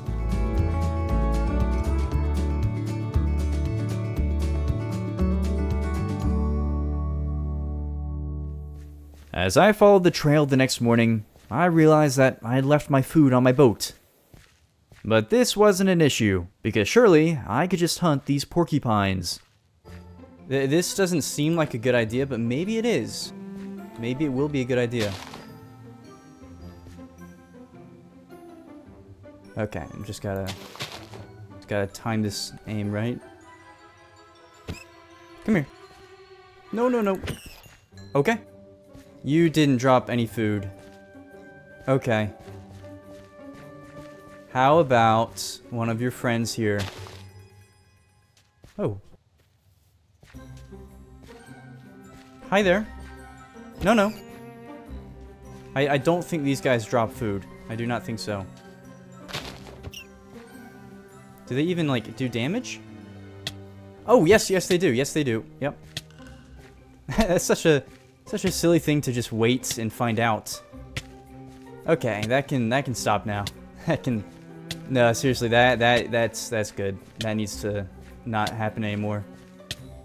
Oh, no. Oh, no. That was the silliest thing that I've done this whole episode. Okay. I really should not have done that. I was in a terrible position here. Yeah, I needed to heal immediately. And it didn't help that I now saw a black bear on the path ahead of me. I decided to just tower up into the trees.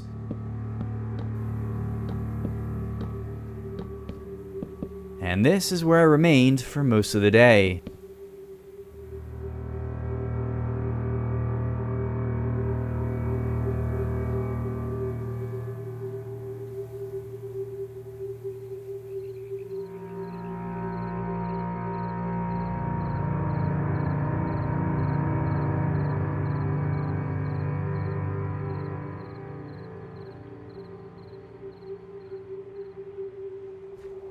By the afternoon of day 77, I had finally arrived at the Devil's Bathtub.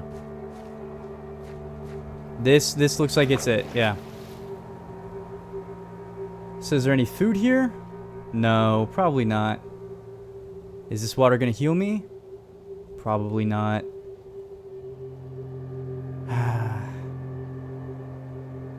I mean, I completed the journey. A little side trip. This was a really bad choice. I should not have done this. I should have just gone to the Wampus cat. Yeah. Very, very bathtubby. Very devilish. As I went to leave, I immediately realized that I was being followed.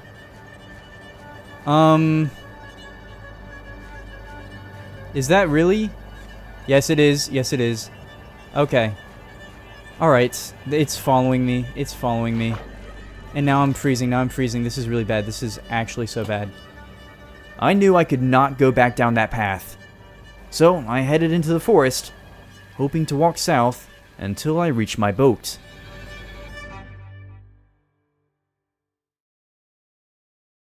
By the next morning, I had finally made it out of the Virginian wilderness. My boat was right ahead of me, so I immediately hopped on board, and then ate the chicken from my furnace. Reginald, you have no idea what I have been through. You have no idea. And you just get to sit here in this very fancy, cool boat with the head of a creature that I killed before you. Let that be a reminder, Reginald. You have it nice. You have it nice, my friend. I then continued sailing on. Alright, we're in Tennessee. I was just here this summer. Pretty cool state, if I do say so. And I think I see some mountains off in the distance. As I sailed through Tennessee the next day, I found myself at a roadblock. Or, I guess, a river block. Closed due to incident. Huh. Beware. Count the number of legs on any kitty you come across. An extra pair could mean you found the Wampus cat. Okay. At least now I knew that I had reached the Great Smoky Mountains.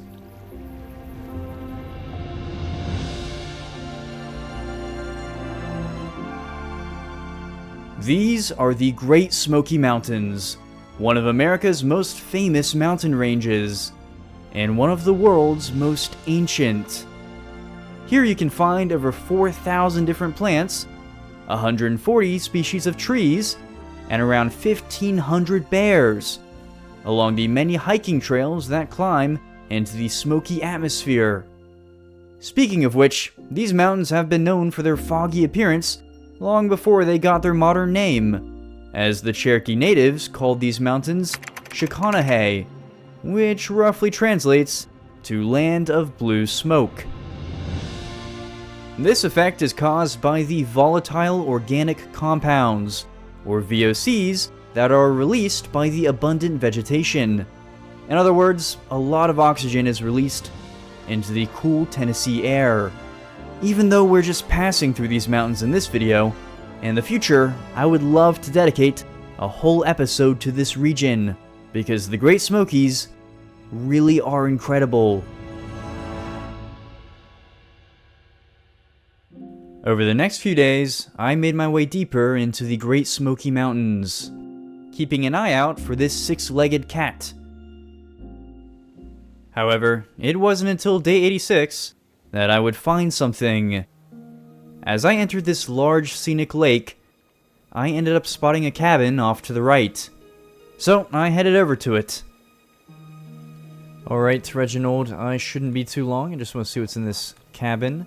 So you just stay put and do what it is that you do.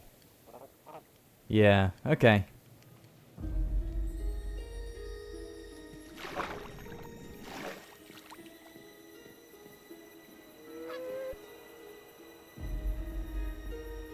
Okay. Seems a bit run down.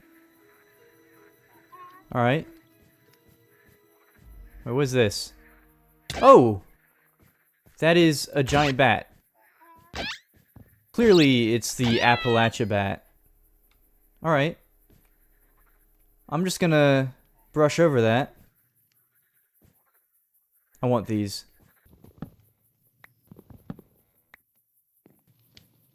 Okay. Wow, yeah, that's a giant hole in the wall. Wait, what is that?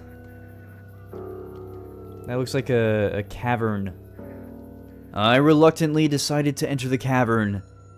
And soon, everything became dark around me. Yeah, see, I don't like that it just got really dark. Okay, we're gonna be smart. We're gonna do a little bit of this. Oh, okay. You always love to see skulls. Alright. Oh, that's... there are a lot of skeletons in here. Okay. I actually don't love what is happening here. Then, as the darkness cleared, I saw it ahead of me. I slowly approached the creature. Okay, I'm gonna make a way out. Until it came right for me. Oh, yep. It's coming. It's coming. It's coming. Oh, no. No. No. That was not a very good way out. As I tried to get away, it chased right after me. So I headed up into the trees. I saw a marshy area in the distance, and knew that if I could get to the water, I could probably escape. But the cat was waiting right below, and the sun was already setting.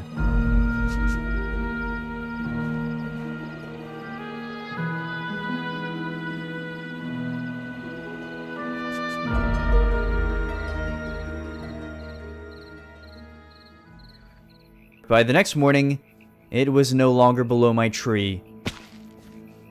I headed over to the marsh anyways, but I didn't see anything. So I simply walked back to my boat and continued along the river path, knowing that the next time I see the Wampus cat, I'll have to go for the kill.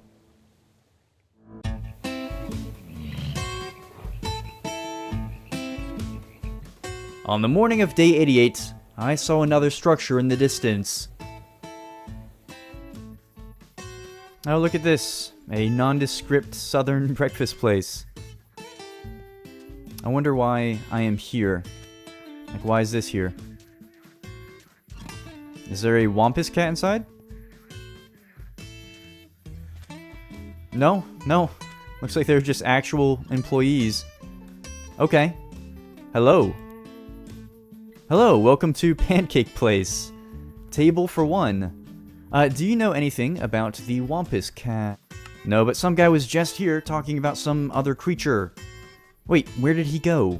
He said something about a big meeting over on Brown Mountain in North Carolina.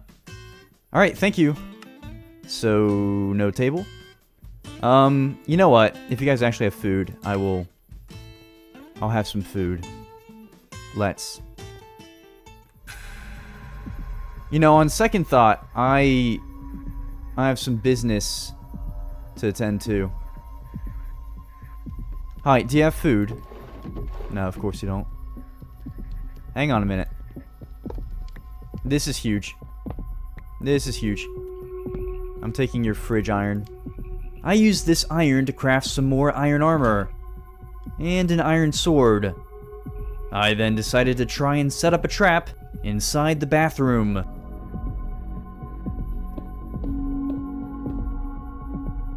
Now it was time to get its attention. Does it see me?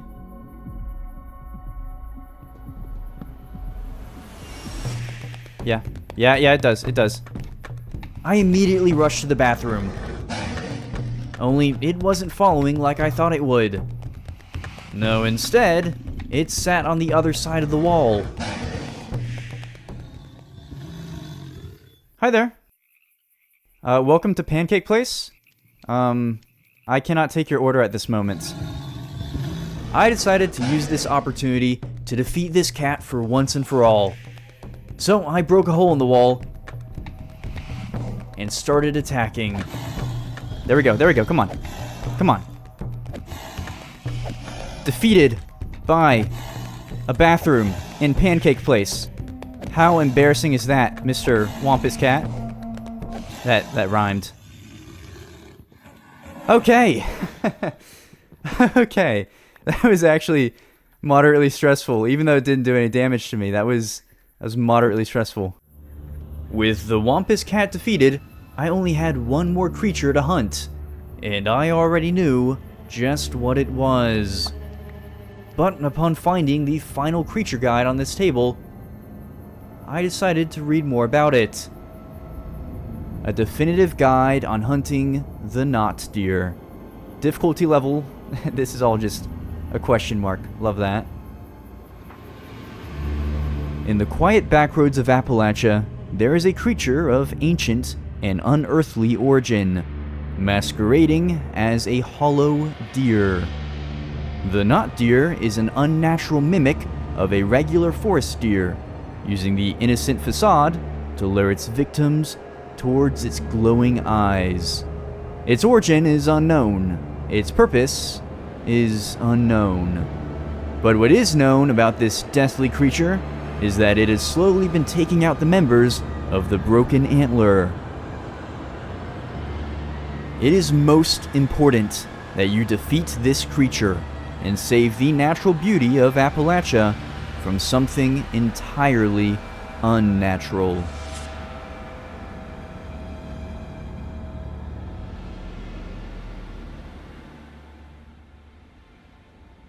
Alright, well, I can only assume that the showdown is going to happen on Brown Mountain.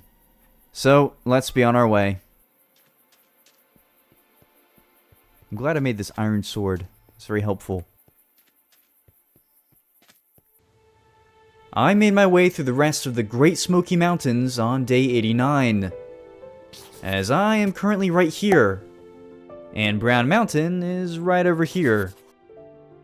But in this episode, I have traveled this entire length. Yeah, Pennsylvania feels like it was forever ago.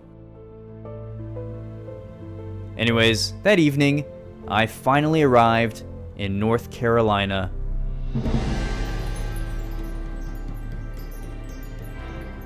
North Carolina. Alright. This is going to be our final state for the video. And we're hopefully going to be coming up on our final location soon. I sailed through the entirety of day 90, following the winding rivers that were leading me to my final destination. And finally, on day 91, I saw some structures ahead. Alright, Reginald, I can only imagine that this is the final stop here. Wish me luck. Don't you shake your head at me. I then began to make my way up one of Appalachia's most mysterious locations.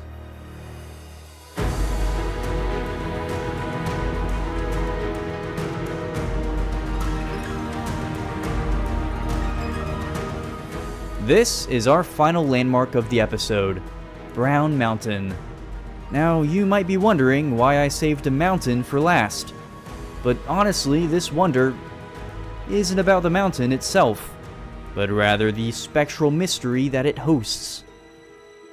See, this is where you can find the Brown Mountain Lights, a series of elusive dancing lights that are spotted right above the mountain, normally in the fall.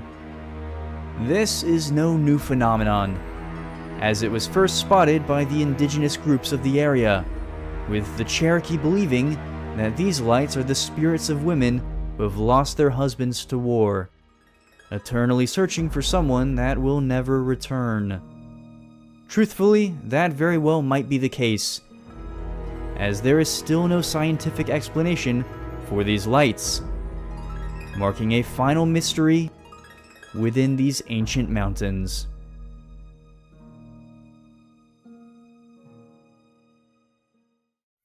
I walked along the road, looking for the cabin, but I didn't see anything today.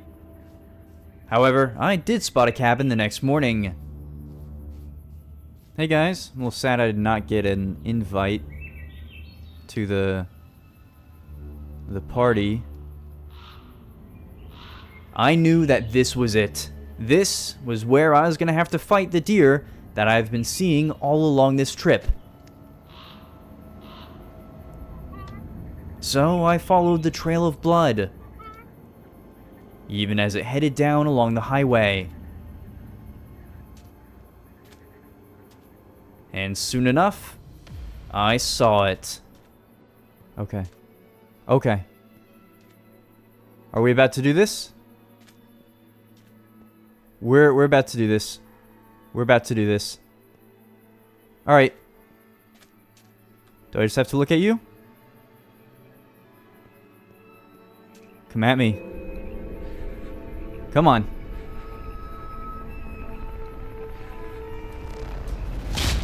Oh!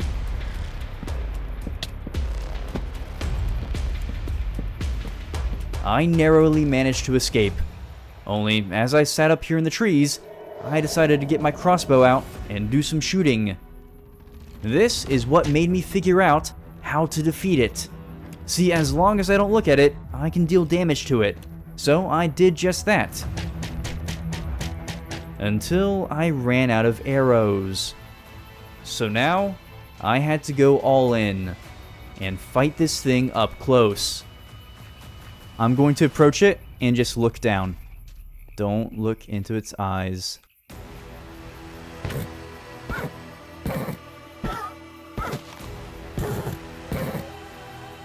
Don't do it, don't do it.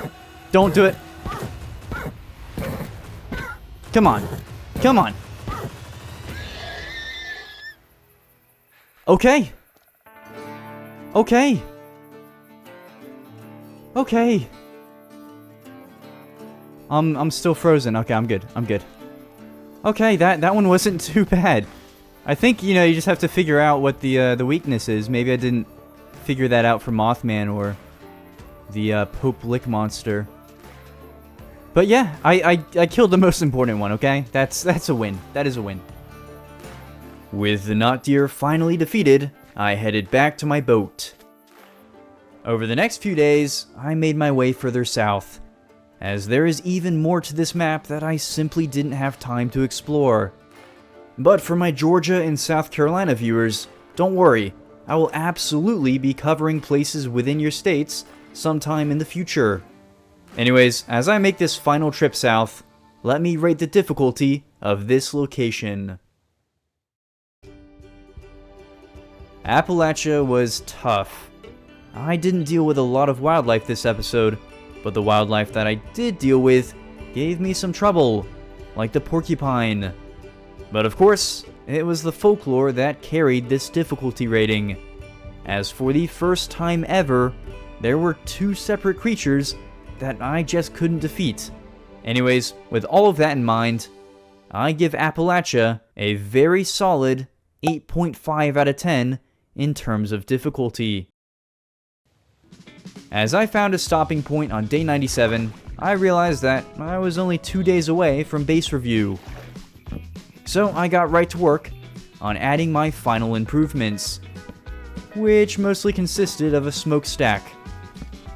I finished this smokestack the next day, and then added the last details, before waking up on day 99 and giving my base a fair rating. Let's start with the exterior, which is pretty okay. It's nothing too special, but I do really like the lanterns that I added. I also think that it does look like a fishing boat, which is good. Now as for the interior, this could definitely have used some more work. Yeah, it's just way too small to rate properly. Finally though, let's talk about the efficiency of this boat. It wasn't great. I definitely should have added more engines, as maybe then I could have made it to Georgia. But with all of that being said, I give this base a pretty okay 6 out of 10. Anyways, there is still one more day. I woke up on day 100 and sailed further along the winding mountain river. As I did, I thought about the last 100 days and just what kind of a place Appalachia has been. Appalachia is a place that I am quite familiar with, as I've traveled through it many times. But thanks to this video, I now have a lot more locations within Appalachia that I know I need to visit. Because truthfully, Appalachia is not a place that you can see in one simple road trip, or even a river journey. These mountains are hiding some of America's most incredible history, folklore, and natural wonders. But anyone who has grown up within these mountains can tell you that there is something about them that just can't be put into words. There's an ancient, dark beauty to this region that is shared by both the mountains and the history within them. That is what I find most unique about this region, because among the landmarks, forests, folklore, and wildlife, this could only be Appalachia.